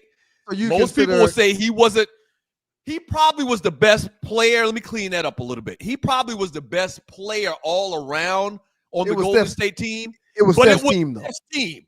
It was Steph's team. I think that's really what I wanted to say earlier. Quick question and comment. It's really 6 teams because OKC and Seattle are really the same team. They just changed names. So, but yes, it's 7 different uniforms. That's a good point. That's a good point. Yeah, but it's really 6 teams, and that's a lot. But good for him. Good for him for being able to be where he wants to be for whatever the reason was. So as far as skill set and natural ability, he might be one of the top 2 or 3 basketball players that ever stepped on the court in the NBA. No question. I mean, the dude is silky smooth, all right? Yep. But what's his legacy is going to be? You know, what are people going to say about him and his legacy? A lot of people are going to bring up this meme when they talk about Kevin Durant 25 years from now. How he jumped around from team to team, how he chased rings, how you know, he didn't build a championship team, you know, like he should have if he would have stayed in OKC. It's going to be a lot of that talk about this guy for the rest of his career, sir. I'm sorry. Hey, man, out of all those teams that we're looking at right now, one of the worst cities you could probably be in is OKC. Why would as a young man that can control his own destiny, why would he choose to stay in Oklahoma City? Y'all need to stop it. Y'all need to stop it. If you can decide where you go to make $40 to $50 million, why would you stay in OKC? To do who a favor? Just like you have switched jobs in the last 20 years, hey, so has Kevin Durant. FM says it beautifully. KD legacy is he jumped on a championship Golden State bandwagon. Right. I'm telling you, that's how basketball fans are going to look at the whole Golden State thing. How many jobs have you had as an adult? Let me ask you this question. No, I asked you a question. Answer mine. I asked you one. Answer mine. I don't know. 5 to 8. Oh my gosh, you jumped ship more than KD did if you got 8. Oh, over 30 years? Absolutely. Okay, just like you switched jobs, so did he. Why is he being faulted for it? The culture of a corporate job compared to the culture of an NBA franchise and in the NBA in general are totally different. They're 100% different. No, they're not. It's a job. They're not the same. Yes, it is. It's a job.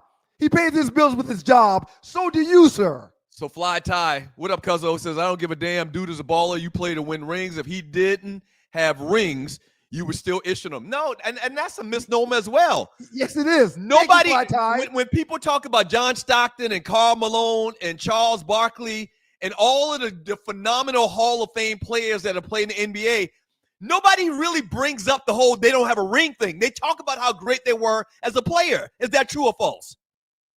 People talk about rings all the time and who don't have them and who do. No, but at the first Tracy McGrady, we started the show with Tracy McGrady talking about how he would have had a ring if he was with so-and-so. No, we give respect about how great of an individual player that those guys were. Okay. The ring is a secondary conversation, and you know that. Man, you know that. Nobody shits on Karl Malone because he don't have a ring. He was a first ballot Hall of Famer. He too jumped on teams trying to find a ring at the end. He was a Laker. He too was trying to find a ring. That's another whole conversation. But nobody talks about somebody when they jump on another team at the end of their career, like Karl Malone did, or am I nobody? Am I nobody? I just talked about Karl Malone jumping on the Lakers trying to get a ring. Am I nobody? I'm somebody. This conversation is always going to end up at this. Just like you switched your damn job, athletes can switch their damn job. Right. We don't get to control what these athletes do. They have the same liberties that you have. Let's go to the next one, Tree. Thank you so much. He got to stay in OKC. What the hell for? Is this our last one, Tree? This isn't the last one. No. Damn, I kind of wanted this to be last. I've had all of these sneakers right here. As far as plain whites go, I've had all of them. I'm gonna tell you, nothing like a pair of fresh whites. Nothing. So really, you're talking about the classics, the Reebok classics, and you're talking about the K-Swiss. I think the K-Swiss actually originally were supposed to be tennis sneakers. But long story short, these sneakers are 1,000% respected in the neighborhood that you came from, probably. No question. Okay? No question. We sold my first job out of college, one of the 8 that I just told you about that I've had in the last 35 years, was a store manager at Foot Action USA. I trained at a store in Roanoke, Virginia. They were the #1 seller of Reebok Classics in the country. The ones at the top, they called them the bubblegum soles. I believe they used to call them the bubblegum soles. Those were hard to find at the time. Yeah, those really aren't a full bubblegum sole, though. That's just the bubblegum tip. No, look, it's the whole sole. Look at the back of that shoe. Oh, okay. The bottom is gum. Okay, you're right. Okay, Right. I see it. Right. I see it. That was those are kind of hard to find. But in your opinion, which one of these sneakers were the most popular? Or which one did you like the best? Let's say that. Let's ask that question. Did you like the classics or did you like the K-Swiss? When I bought Reebok Classics, sir, I would buy them 3 at a time. Hey man, bring me 3 pair of the classics in size 13. It's funny you would say that. There was a lot of dudes, a lot of customers that I had at Foot Action that would buy Reebok Classics to wear once, maybe twice. Wear them fresh. Which is really some type of mental illness, I believe.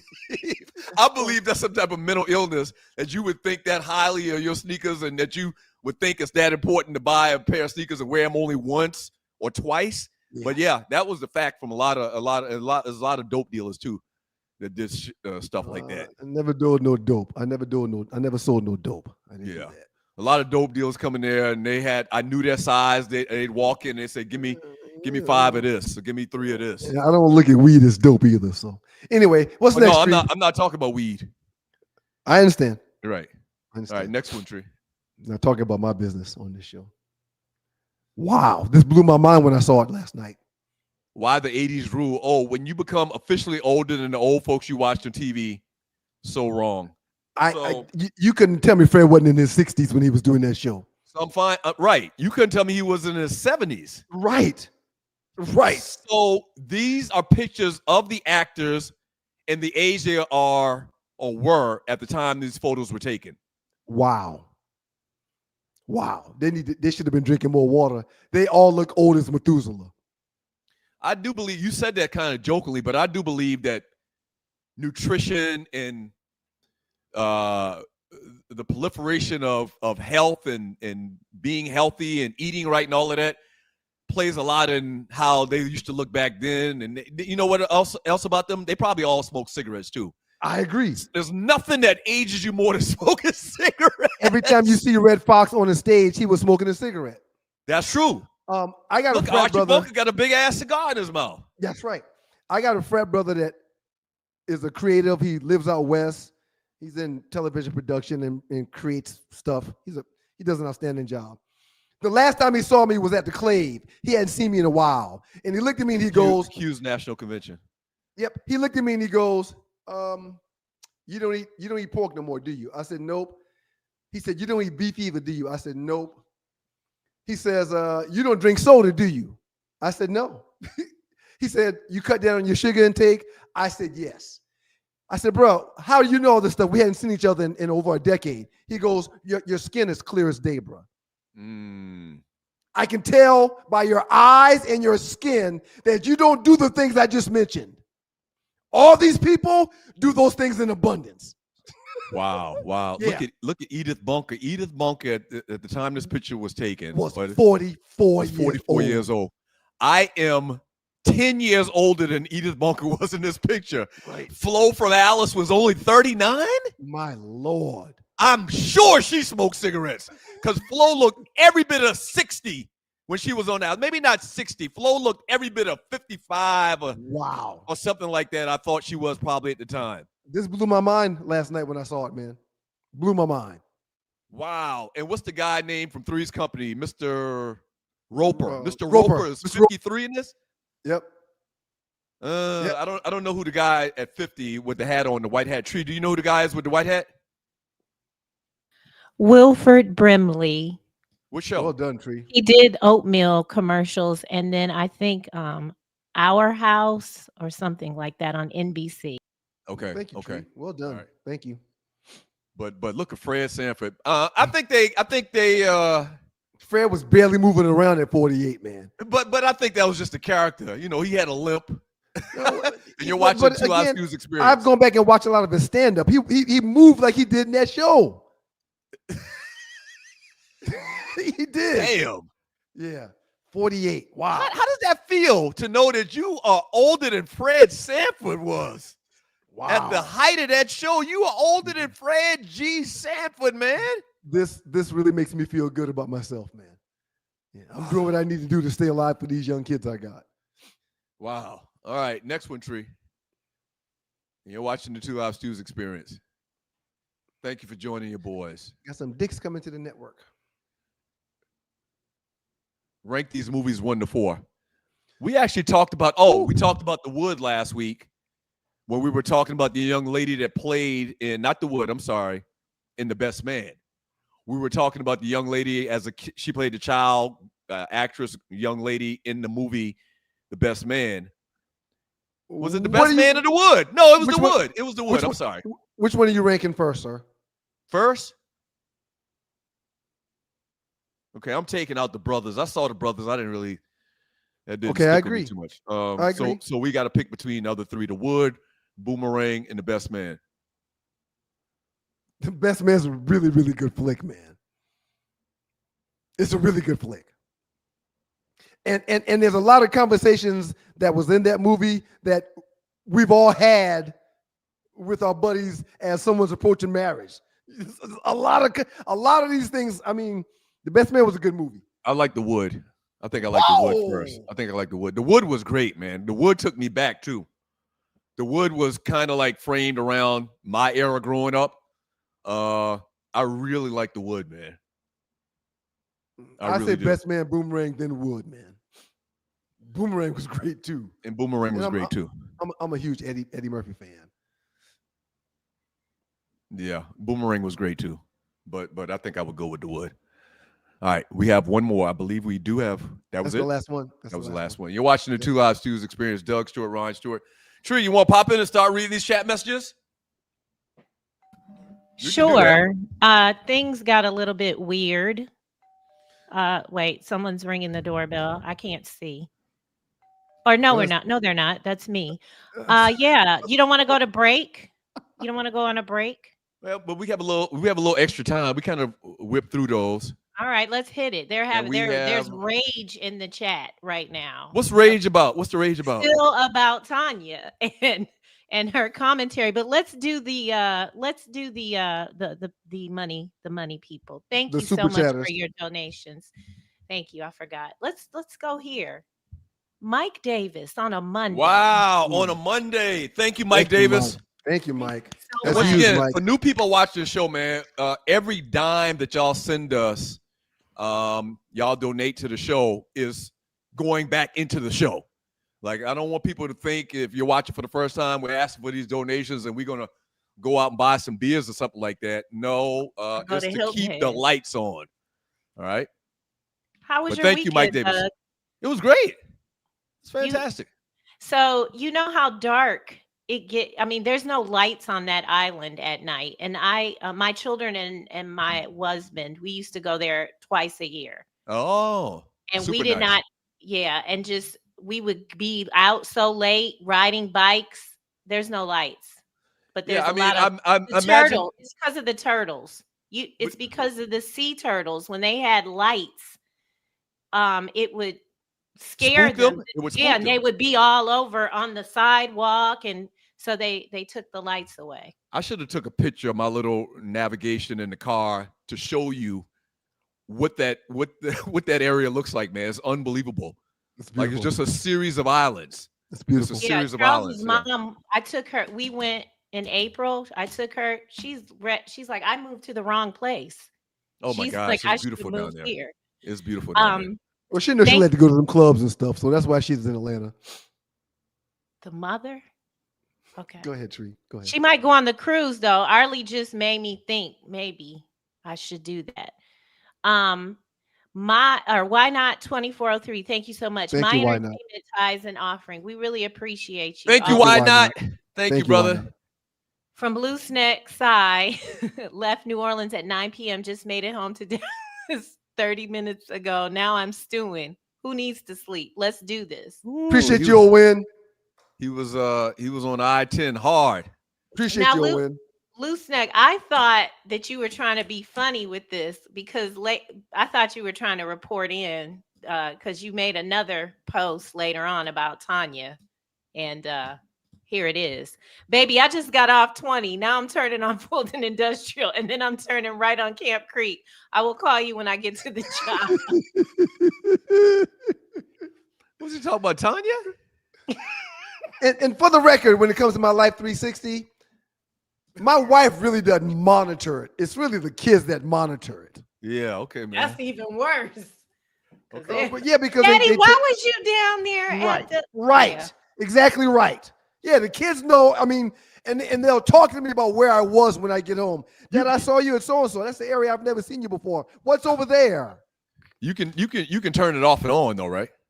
Oh yeah, I can. Oh, okay. I mean, but I don't. Why would you turn it off? Why would I turn it off? Yeah, why would he? Till Dog, thank you so much. If Doug isn't getting people live, It's the truth. What is he referring to? Well, you call 911 on people all the time, and then you kill people.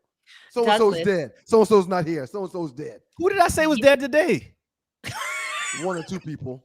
I didn't say anybody was dead today. yesterday on 75, Doug, I was next to a man on a motorcycle, and I knew he was going to do some bullshit. You've programmed me. Mm-hmm. So he's sitting like this. Next thing I know, the bike goes up. Yep. Oh, yeah, the bike wheelie. Goes up on a motorcycle on 75. Oh, yeah. I used to be that dumb guy doing that kind of stuff. Yeah. Ryan. There's several videos on YouTube with dudes crashing out. Yes. No pun intended, crashing out on motorcycles doing wheelies. And perfect place to mention Shedeur Sanders getting 2 tickets real quick. Oh, yeah. We didn't cover that today. I don't think it's a story. I don't think it's a story at all. What do you mean you don't think it's a story? That's talking about the choices that he makes. Man, every young kid drives fast. Okay. Especially when you got 700 horses under your hood. I don't want to get back into this long, drawn-out conversation with you that we had the other day. When we talked about the other day, we only knew about one, not two. Right. I'm adding on to the story now. All right. To get 2 speeding tickets in a month when you know that you're under a magnifying glass talks about your decision-making. Yeah, he'll learn. Yeah, he'll learn, but you're trying to deny that it's not a thing. It is a thing. Well, again, as we talked about it last week, I've been in the car when you've been racing. I've been in the car when I've been racing. Right. Hold on, man. Okay, maybe we're talking about 2 different things, and this happens a lot. Never mind. Right. Never mind, Well, yeah, I mean, young people speed. They tend to have heavy feet. Until they learn that those tickets are going to cost them X, Y, and Z and make their insurance do X, Y, and Z. I don't speed anymore because I know the cost. It's going to cost me to speed. So I don't want to spend the money for a lawyer and go and take the time to go to court. So I don't do it anymore. But back when I was on Dad's insurance and Mom's insurance, I had a heavy foot. Yeah, once again, we argue 2 different things, or we debate 2 different things. Go ahead, Tree. Is that the last super chat? No, I didn't know if you don't want to go to a break. Okay, no break. Yeah, no, we can go to a break. Or we can keep it going. Let's keep it going. Just go out. It's your house. You can do what the hell we want to do. Push on, Tree. That's right. All right, maybe I shouldn't say push on. Never mind.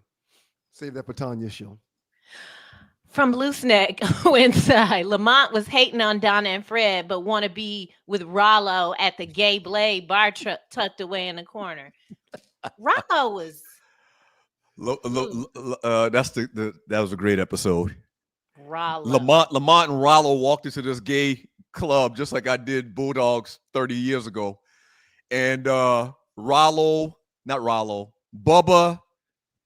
and somebody else. It was 2 of them. Bubba, Smitty, and somebody. Might have been Bubba and Smitty happened to be walking by at the same time they were coming out.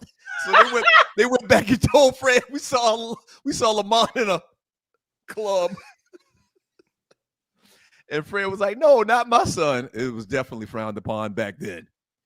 This stuff going on today. Wait, this stuff. You put a silly post up about flat football this weekend. Oh yeah, did you see that, man? Stuff. I didn't. There's a women's league where they're wearing full pads. It's okay. And they had a game. I didn't say anything. I'm just letting a lot of people know that probably didn't know. It was on ESPN2. They had officials. They were wearing uniforms. They were in full pads playing football, tackling. No flags, huh? A lot of people did know. Did you read the comments? They were like, "Oh yeah." I read a couple of the comments. A lot of people knew about it. I had no idea that there was a professional women's league being aired on cable TV. I had no idea. Shouts out to the ladies. Interesting. So you're okay with it? You're not calling it the FCC? No, I'm not telling on them. I'm not going to tell them. Like, I just thought it was interesting. From Rel Scott, just a little something for the machine on another manic Monday. Power went out at work, and I'm taking my black ass home. It's 101. It sure is. Yeah. The heat came this week. I used to love them days in the office when something went wrong with the power or whatever, and the computers went down. And just go home. You can leave, right? Not no more. Yeah, Miles. We got back and Miles is like, "Oh, it is a little bit hot here. It doesn't compare to New Orleans." I said, "No, but it's not going to compare to New Orleans." He said it was so hot in Louisiana for the past 2 weeks. Oh yeah. He said it was smoking hot. Yeah, hottest place I've ever been in my life. When they had the Clave down there the first time, I never sweat like that before in my life, man. It's pretty hot. That was probably 20 years ago. Was it that long? 15 years ago. The first time we went to the Clave down there. Okay. Yeah. I have a lot I could say about that. From Loose Neck Side, Doug saying he has navigation in his car. It's actually a police. That's funny. If you're new to the show, I call the police on people that are doing wrong. By your standards. So you don't. So wait a minute. You don't think that a ninja popping a wheelie on the highway going 100 miles per hour is not a threat to you and your safety? It did feel uncomfortable, but I think I have a little programming after you put it in me that I should. Damn. Call the law. Try. And save a life. You be putting it in you, Tree? Oh, pause. From every orifice, huh, Tree?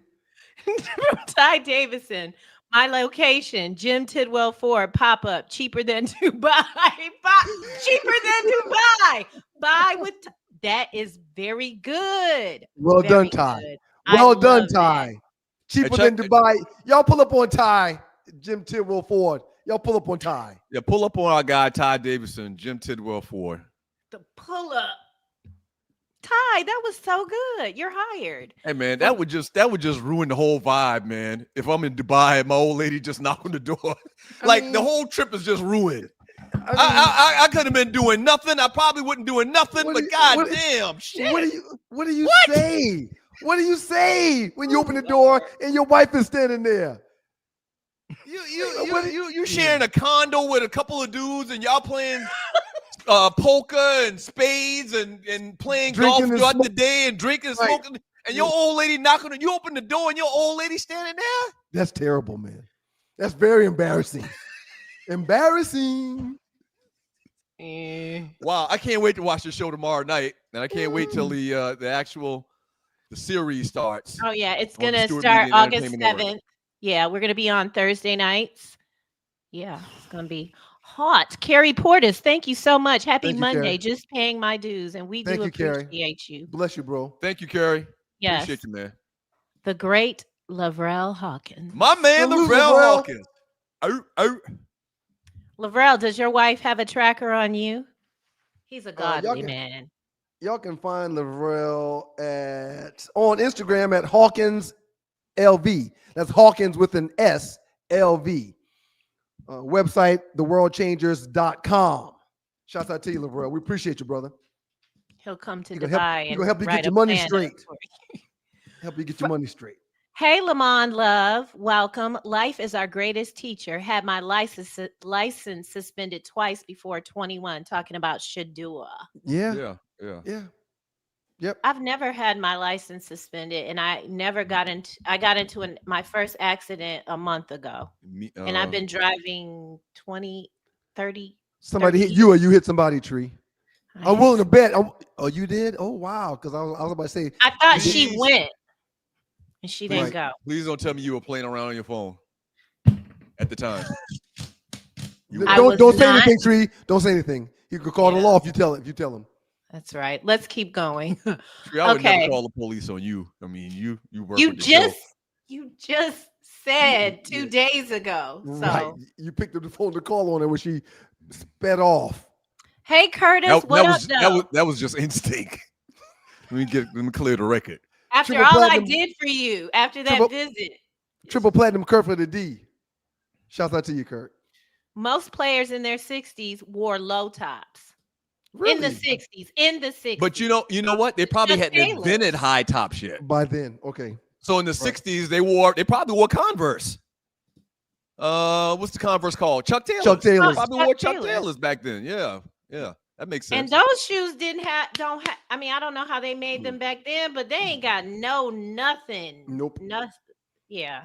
I mean, the weapons. So Isaiah, Magic, Bird, they played in the early 80s. McHale, they wore the weapons. Those were what I consider high top sneakers. And that was the 80s. So I need to go back and look at the 70s and the 60s. Yeah, I can see that. The great Jungle Brother, the bromance. Oh, so Jungle Brother Roy- says Roy Topley tore his Achilles. Roy Topley played for the Dallas Mavericks, I believe. Man. He says Dominique also tore his Achilles. I remember That's Dominique. right. I remember Dominique's. So earlier I said I don't remember cats back in the day tearing their Achilles. I do remember Dominique tearing his Achilles now that I think about it. Good post. Mr. C, AI gets the blame for everything in the NBA. Allen Iverson. Oh, when we said AI was the first one, we remember wearing low tops. But and I think those were actually mids. His shoes were mids. The answers, I think they were mid. At least the ones you sent me were mids. John Mickens. These fools out here playing in dope man Nikes. Shaking my head. You remember Ron Artest played in They trying- Converse? Chuck Taylor's? I don't remember that. He played a couple games with Converse on, man. You put Converse on right now, man. They're very, very uncomfortable. No Yeah. support at all. No support at all. None. Like, how did they play basketball in Chuck Taylor's? They had to have bunions beyond bunions. Sir. Bunions. From from T Porter, the problem isn't Jim Jones saying it. That's fine. Cool. The problem is anyone else with an IQ over 4 saying it. Yeah. Right. That's true. That's a good way to put it. I- There's no Raymond. you haven't heard anyone agree with him. Have no, you? No one agrees with them. Raymond A. Sutton, T-Mac wasn't in a position to win a championship because he didn't put his team in a position to win a championship. Right. He didn't elevate his team to that level. Yeah, Right. I don't do well with whiny ninjas. Like, If you give me so and so, I'm gonna win. Yeah, No, you're not. yeah. No, you're not gonna do nothing. Yeah. You're not gonna That's- do nothing, T-Mac. That's a game Talk. we really can't play. Arlie Michelle, you better know your brother's stats, Ryan. Wait, you going in the wrong direction. Yeah, that was totally unnecessary, man. Yeah, that was. I mean, And I appreciate the shots out, man. But I'm damn. my brother's biggest supporter. Yeah. No question. Sometimes I can't Millhouse tell, man. 79 says y'all disrespecting T-Mac. No, he disrespected himself. Yeah, I Yeah, no one told T-Mac to say no. what would have happened I- had something else happened. I understand the point he's trying to make. And it ain't like he's not a first ballot Hall of Famer that played the same position as Kobe. You know what, dude? Was T-Mac a 3? T-Mac was a 3, really. Kobe was a 3. Was Kobe a 3 or a 2? I think Kobe was a 2, but he played multiple positions. Yeah, he played 2. Kobe played 2. T-Mac was more of a 3. All right. Millhouse 79. Ryan, I believe Doug is referring to the old Jordans that are high tops. I don't know if it's the shoe, but it definitely needs to be studied. Again, the Achilles conversation. I mean, Yeah, it's an abundance of Achilles tears over the last. That calf injury, if you are not coming back healthy, is going to lead to ruptured Achilles or torn Achilles or something. I talked about it on the Joham, in the huddle with Joham last week. We talked about it last week. Speaking of Joham, is there something happening tomorrow morning in the Stewart Media and Entertainment space? Yes, we're going to start once or twice a month. Joe and I are going to get former jackets of substance on the line to talk with them about current affairs and Yellow Jacket history. Really looking forward to the show. I think it's going to be really fun. And we're going to have some great guests. So y'all stay tuned. Tomorrow, I was going to surprise Joe, but I decided I'll surprise him later on. Tomorrow, we're going to have the great Des White on, a wide receiver that was one of Joe Hamilton's wide receivers when Joe was at Georgia Tech. And the reason why we chose Des White, Des was a beast too. He played in the league. Oh, yeah. He played in Chicago for a while. The reason why we chose Des is because I asked Joe one day, name his top 3 receivers that he played with, and one of the names was Des White. So I called Des that same day, and he was like, man, I would love to come on with y'all, and we're going to do that on tomorrow. Yeah, Des was a beast. Yeah. So y'all, I remember that name. if you're subscribing, if you're doing all the things, then you'll know as soon as the show goes live. Speaking of which, do us a favor and hit share. I know we ask a lot of favors, but really this is very important. This is almost as important as the donations. Hit the share button. Share the show. That goes a long way for our goals that we're shooting for. All right, hit the share button. The one, Mr. Ham, here's the caveat. She said she and her husband have an agreement that they both do guys and girls trip. Apparently, it's working for their relationship. To each his own. That's what I was talking about. Tanya. It may Tanya be working. Wilder. It may be working, but I guarantee he wants to go someplace without her with his friends. I guarantee it. I guarantee it. From Demetria. Thanks, Demetria, for watching. I wonder whose account the Dubai trip came from. We can ask her. We'll ask her tomorrow. I mean, as far as paying for it, she means? Yes.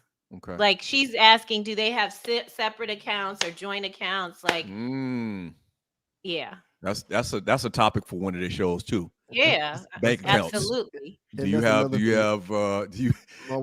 joint bank accounts or single bank accounts?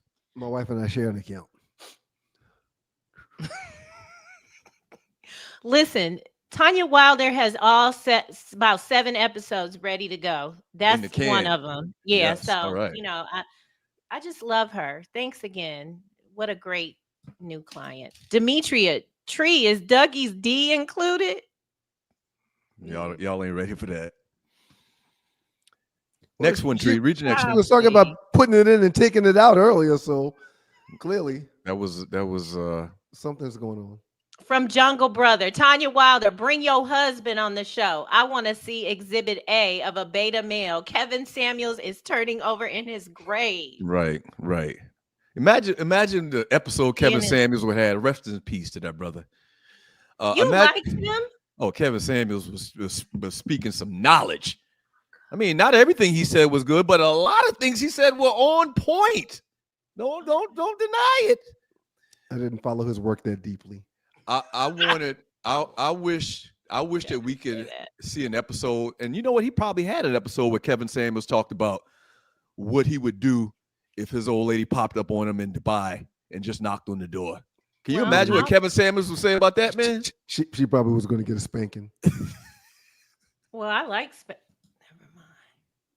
Sorry. I hate Reebok, and I bought one pair of white Reebok Classics and one pair of black Reebok Classics. They're ugly. I don't like them either. They're hideous. Tree, put one of the most comfortable shoes you can put on. They look like special needs shoes. Sorry. Wait. Special needs shoes. Let me tell you something. No. The one at the bottom right has stood. The one at the bottom right is the blue flame of sneakers. Yeah. It has stood the test of time. Very comfortable shoe too. Comfortable, soft looks leather. good with everything. Yes. It's not good cute. with everything. No, it makes Where your you from? foot. Detroit. Where you're from is not. It wasn't good. Y'all kind of different up there. But let me tell you something. All the young ladies in middle school had them Reebok Classics, and We had didn't tie them. They wore kangaroos. They wore kangaroos in Detroit. Kangaroos in Detroit. Yes. Fila. Yes. Saucony. Millhouse 79. I, until this day, keep a fresh pair of white tennis shoes, Reebok Classics or the Nike ones. Absolutely. It's, once again, it's like the blue flame of sneakers.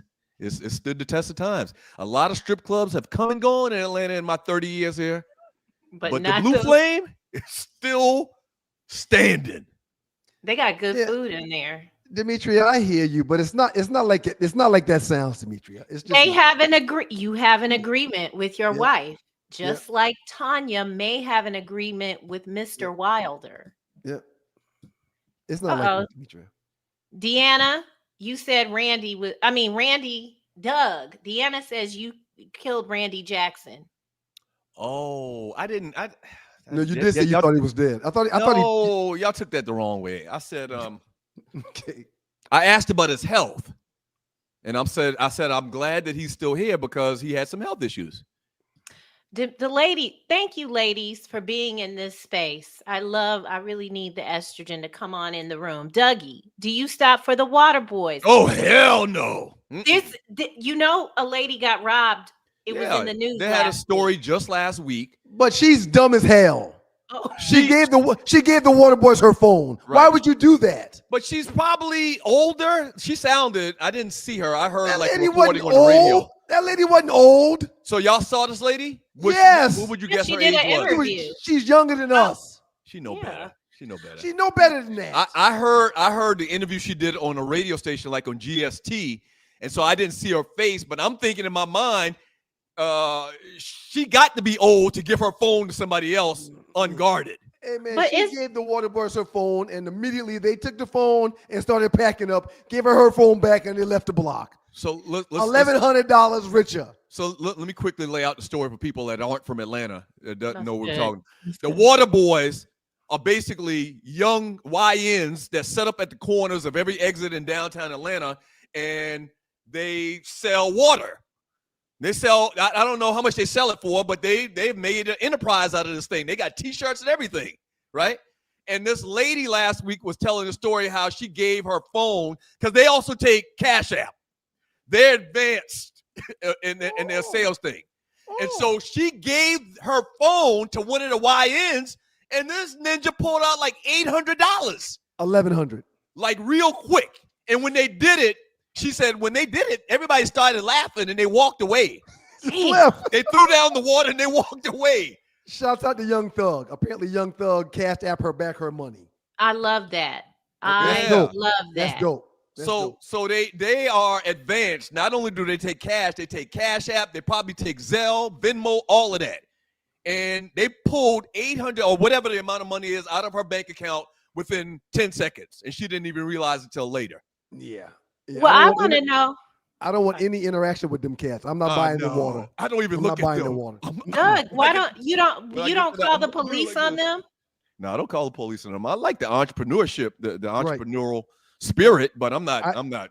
I appreciate the hustle, but I'm not interacting with you at all. As a matter of fact, I grab my gat and put it on the armrest. Oh my God! Whenever I pull up and they're on the corner. If there's somebody on the corner, what? Wait, and the reason I don't interact with them is because of that story of that lady. Yep. It just seemed like they moving too quick. They too shifty, and something's going on. Yeah. Wait. Bless their heart. Do you drive around carrying in Columbus or just when you come here down the street? What do you mean, Tree? This is an open carry if my state. Everybody can carry without a license. I know, but his safety. I'm trying to see his level. If my permit is legal in your state, wherever my car is, so is my gun. Everywhere. Okay. Everywhere. Daryl Berry. I also pack it sometimes in my luggage in a safe. And if I'm flying someplace, I'll let the people know, hey, there's a weapon in my bag, because you have to let them know. But I will travel with it as well. In a safe in your bag. I have a portable safe. Wow, I would love to see that. That's very interesting. It's just a little box with a code on it that you can open it like a safe. But it makes your luggage heavier. Wait, what? A friend of mine just sent me. I said the word wrong, and she sent it the correct way. Oh. Daryl Berry says we have water boys and girls up here in Ohio. The girl's gonna get you too. I wonder if the Water Boys name and brand came from the cats in Atlanta, or they took it from somebody else. I guarantee it came from Atlanta. I think it came from Atlanta. Yeah, we hustlers here, man. The city of Atlanta's hustlers. Thank you, Corey. Oh, come on, Ryan. I know y'all. He needs his joke too. Oh, he wants some. Okay, Corey, it's coming. I got you, play. Let me find. I know y'all remember them ugly Reebok pumps. Yeah, horrible. Shaq sneakers. Well, but they weren't horrible. No. And I played basketball in those. They was ugly as hell, man. Did they sell them at Walmart, or that's another Shaq venture? No, that's Shaq another had a Shaq venture. Walmart shoe. Yeah, right. Yeah, No, that's another thing. That's another thing. The pumps was, a great basketball shoe because it gave you better support. Thank you, Corey. Thank you for your donation. Now to the conversation about stability and protecting your ankles. Yeah, the pumps was a great idea. I 1,000% agree with this. You bother people that are living their life and not bothering you. I don't call the police on anybody that's not in jeopardy of harming themselves or someone else. Doug, you jumped up. We are in your house sitting down. You jump up from the couch. We're trying to work and you go to the window and do like this. Why? What was happening? You were there. Noise. No, I didn't hear noise. I heard somebody peel out, Tree. And they have to be stopped, is what I'm telling you. They have to be stopped because they're in jeopardy of hurting themselves and someone else. I'm serious about this. And if we all call the police on people like that, the world would be a much safer place. And they would thank us later. I'm friends with 25 letters in the alphabet. I don't know why. That's a good one. That's a really good one. Next message, Tree. Okay. The innuendos between Tree and Doug are hilarious from the one Mr. Ham. What innuendos? There's no innuendos, man. We working. Whenever Tree comes over here, we working, man. Everybody knows that. Working all right. Yo, working. It's hard work. You need to turn the air on more often. Jungle says he got his license suspended for not paying a speeding ticket in Arizona when he was 20. Doug walk around with some I never seen the handcuffs. You don't bring them out. And Tree plays along with this whole narrative thing that they're pushing. Do you have handcuffs? I don't have no handcuffs. I mean, y'all know I wouldn't have handcuffs. Let's put it like that. The hell is Brian doing? Rose Scott said she can pop up if she wants to. She gonna get left in the hallway. Man, I'm gonna tell you, man.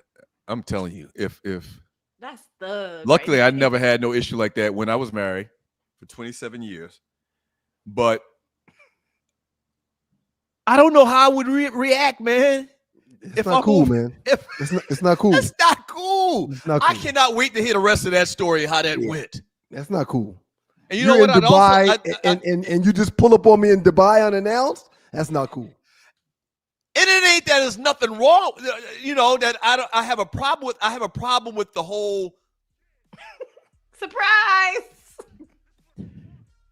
I want to hear her husband's side of the story. Like, how did he feel when he opened the door and saw her? Maybe I can get her, since we can't get you to talk about anything. No, I'm talking. I really produce over here, so she's willing. The truth ain't in us. Last one, Doug is that HOA dude from Ron Lee. Everybody have a great rest of your day.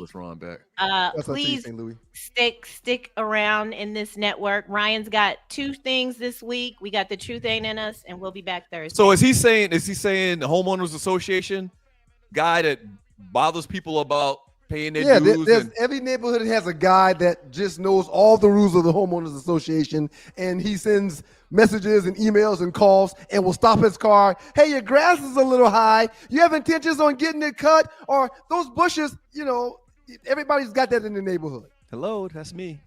That was me. That was absolutely me. Until I fell out with the homeowners association. So one of these people in the neighborhood saw Mason driving the golf cart. Stopped him and asked him how old he was and told him he wasn't old enough to be driving and that he needs to go home. So Mason turns the car around, being respectful, and comes back to the house. And I said, but that was a quick ride. What's going on? Dad, this man saw me driving by his house and stopped me and asked me questions about his boss. I said, okay, but give me 1 second. Went and got the strap, got in the golf cart and said, take me to his house. Take me back to that house. Guy was still outside. Mason was still driving. I said, excuse me, sir. Did you stop and instruct my kid to do something? He was like, well, yeah, he looks too young to be driving. I said, don't you ever say anything to my goddamn kids. I don't know if you have kids, but don't you say nothing to mine. Are we on the same page here?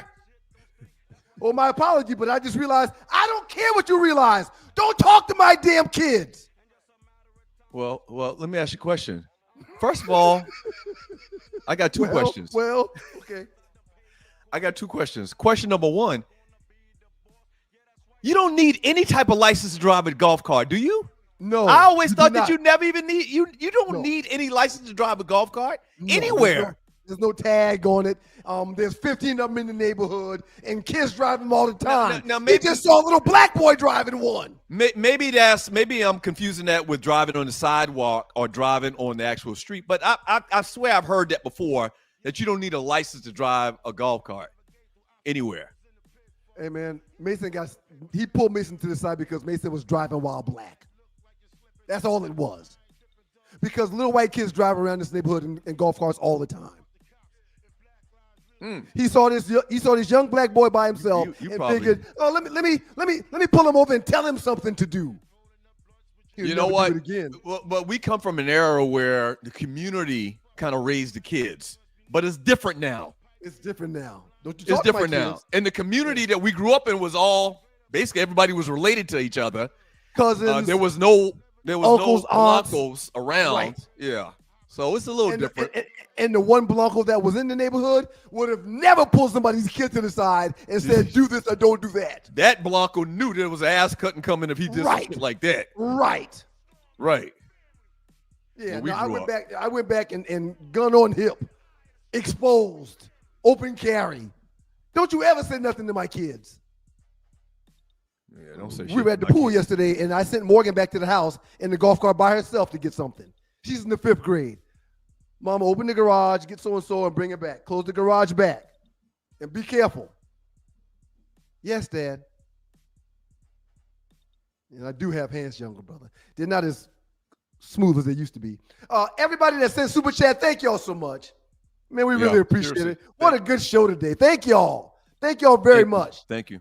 Super chatters, thank y'all. Everybody else that communicated, thank y'all. I saw over 600 messages in the chat today. It's because of y'all that we do what we do. Thank you very much. Hallelujah. Thank you very much. White people can't mind their business for that chat. Yep. He couldn't stand seeing a black kid on a golf cart. And it's one of the nicest golf carts. My golf cart has rims and a paint job. You know what else I don't like about them folk, man? And I keep a speaker on my golf cart. So the music you can hear from a block away. We're jamming on the golf cart. I just thought about we can have an entire show of what I don't like about the Blancos. You know what I don't like about the Blancos, man? What do you not like about the Blancos? They are super nosy. If you're doing something or you got something and you don't understand, they'll strike up a conversation with you and they'll ask you 150 questions to try to get an answer about something they don't understand. Hey man, younger brother paid. Please read this message, Doug. Younger brother, don't forget to vote for Ron today. Thank y'all. Thank y'all very much. You heard Doug. Doug said vote for me. Thank you, younger brother. At Searsuckers, I stayed at the Signia. Those Blancos was at the pool. So what? Right, they do that. What right. is the purple? So, right. What's going on? Right. Oh, and then they get their hand on their head. Right. So, Tree, did you tell them that the event raises millions of dollars for black youth? We did. So we were asked at the bros were being attacked by white women at the pool. I witnessed it. I try to record. I be recording everything.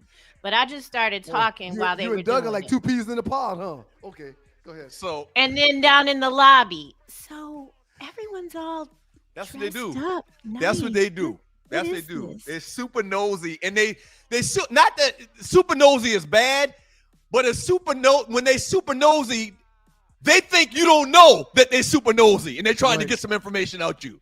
Right. Me and Brian, our cousin Brian Scott, me and Brian rolled down the Hilton Head this weekend for some business, and one time I mentioned to some people we were talking to how we're cousins, and so after that, at least 3 people came up to me. So, your cousins? Yeah, this is my cousin. Are you cousins? Is your mom related to his dad? Or how's the cousin thing work? Me and Brian look at each other. Yeah, man. I want to say, motherfucker, we cousins. That's Right. it. Right. I ain't sitting here explaining nothing to your ass. Get out my goddamn face. Leave my kids alone. Everybody in chat room, thank y'all. Shouts out to Tanya Wilder. Don't forget, The Truth Ain't In Us tomorrow night, 8 o'clock. Show will start. She's going to do 1 or 2 pop-ups before the show starts in August. So these are kind it's of gonna be like phenomenal. these are kind of like some pre-grand openings. Yes. Yeah. Exactly what it is. So shouts out to her. We appreciate her efforts this morning, even though I don't get down how she get down. I know her husband wants to go someplace without her. God damn. And for her to pop up in Dubai, that's just unexcusable. Hey man, when I asked that question, I thought she was gonna say, "Yeah, I popped up on him, in Lawrenceville, and he was at this bar in Lawrenceville, and I popped up on him." No, a little deeper, sir. Arlie Wood, outstanding job today. Thank you, Arlie. Goodbye. Thank you, Arlie. Funny how the Puffy Report continues to go on every show. Thank you, Arlie. Hey, Arlie. Have you ever? I was typing in the chat to Marcus Messiah. He had a really interesting comment about all the number zeros having Achilles tears. Oh, that's true. That's true. Tatum. Did Agent Zero? Dame, Tatum, Dame, and Halliburton. Halliburton all 1-0. Wow. That's interesting. That's why I was typing back like, wow, that's deep. Yep. That's real deep. I don't want that number. Great job today, Ollie. Did you ever pop up on Big E when y'all were married? I didn't have to do that. I'm gonna tell y'all one thing. The one person I've ever dated, well, I've only been married once, but the only person out of all the people I've dated, I trusted that dude. If I didn't see him do it, I wasn't gonna. You could have come and told me he was laid up. You saw him, like, if I didn't see it, because he was just such a good dude. He's just such a good dude. He's an amazing dude. He's a beast. The bros know him as a beast, and probably don't know him as all they knows him. But I know the other side of Ernest, outside of the bros. He's an amazing man. He just good people. You're good people. I mean, you would have to send me pictures, and that they were like, here, look right here. He putting his PP in her. I'm like, I think you doctored it, because he was just such a nice dude. But I popped up on the dude before, but it wasn't across the continent. It was. Oh, I didn't mean that. Oh, he wasn't. It was just one of them days. He didn't sound right. I did this dude when I was at Xavier. He went to Mississippi State. He played football at Mississippi State, and through the night, and he was so happy to see me. When I like, what's up? He was like, oh my God, I'm so happy to see you. Oh, so you got on the road at night, late at night. Down the road, late at night, because he didn't. If something sounded crazy, I don't know. My brain, I'm a thinker. God damn woman. But I was also 20, so come on now. Yeah, the 35-year-old me wouldn't do that. Right. Great job today, Arlie. You get an A+. Outstanding job, Tree. You get an A+. Well done. And even you, sir, I'm giving you an A+ as well. Y'all remember the cruise. You get an A too. Doug, please remind them one more time about PlanNet and IntelliTravel, the next meeting that's going to be in the ATL tonight, as a matter of fact. That's right, tonight. If you'd like to check out the IntelliTravel PlanNet business plan, presentation, email me, sme.dougstewart@gmail.com, and in the subject line, put, I want to go, and then I'll shoot you back a flyer. You got to do it today because the meeting is tonight. We usually have our meetings on Tuesday. This particular week, they pushed it to Monday to tonight. So if you're interested in finding out how you can own your own travel agency, email me, sme.dougstewart@gmail.com, and in the subject line, put, I want to go, and I'll shoot you the flyer with all of the details, and I will see you out there tonight. I'm going to actually be at the meeting tonight as well. Demetrius says, Tree, been on the Stew train since 790. Great to see them. But Ryan's chair rock is epic. Oh, yeah, I rock. And I'm going to tell y'all why I rock. I rock because I have a bad back and a bad neck. And if I keep it in the same spot, I won't be able to move when I get up. So I try to keep it, I try to stay mobile by moving it around. And I do rock and do this. I do. So we'll be back Thursday, live and in full effect. And Thursday is offering time. So we really, really hope you come back on Thursday.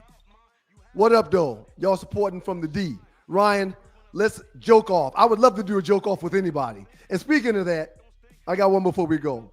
A bossy man walked into a bar and ordered everyone around. Get it? Bossy man walks into a bar and orders everyone around. You get it? You get it, Doug? It's probably above your head.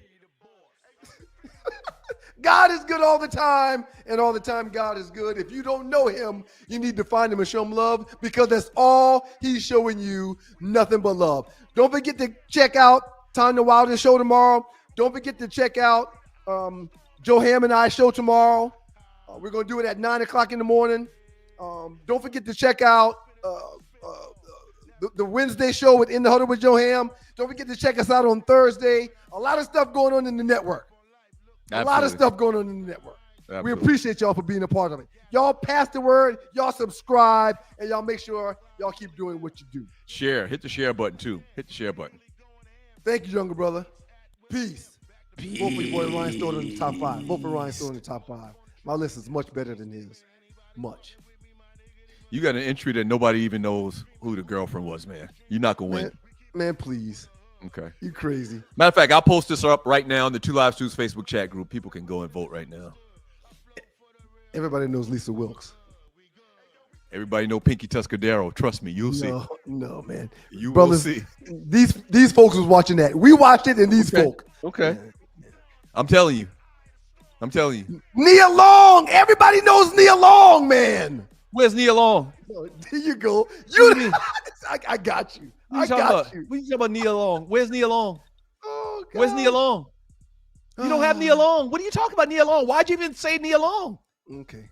You don't even know who you have on your list. Yeah, Was you drinking Doug. when you did your list? Okay, Doug. Why you say Nia Long? Lisa Wilkes.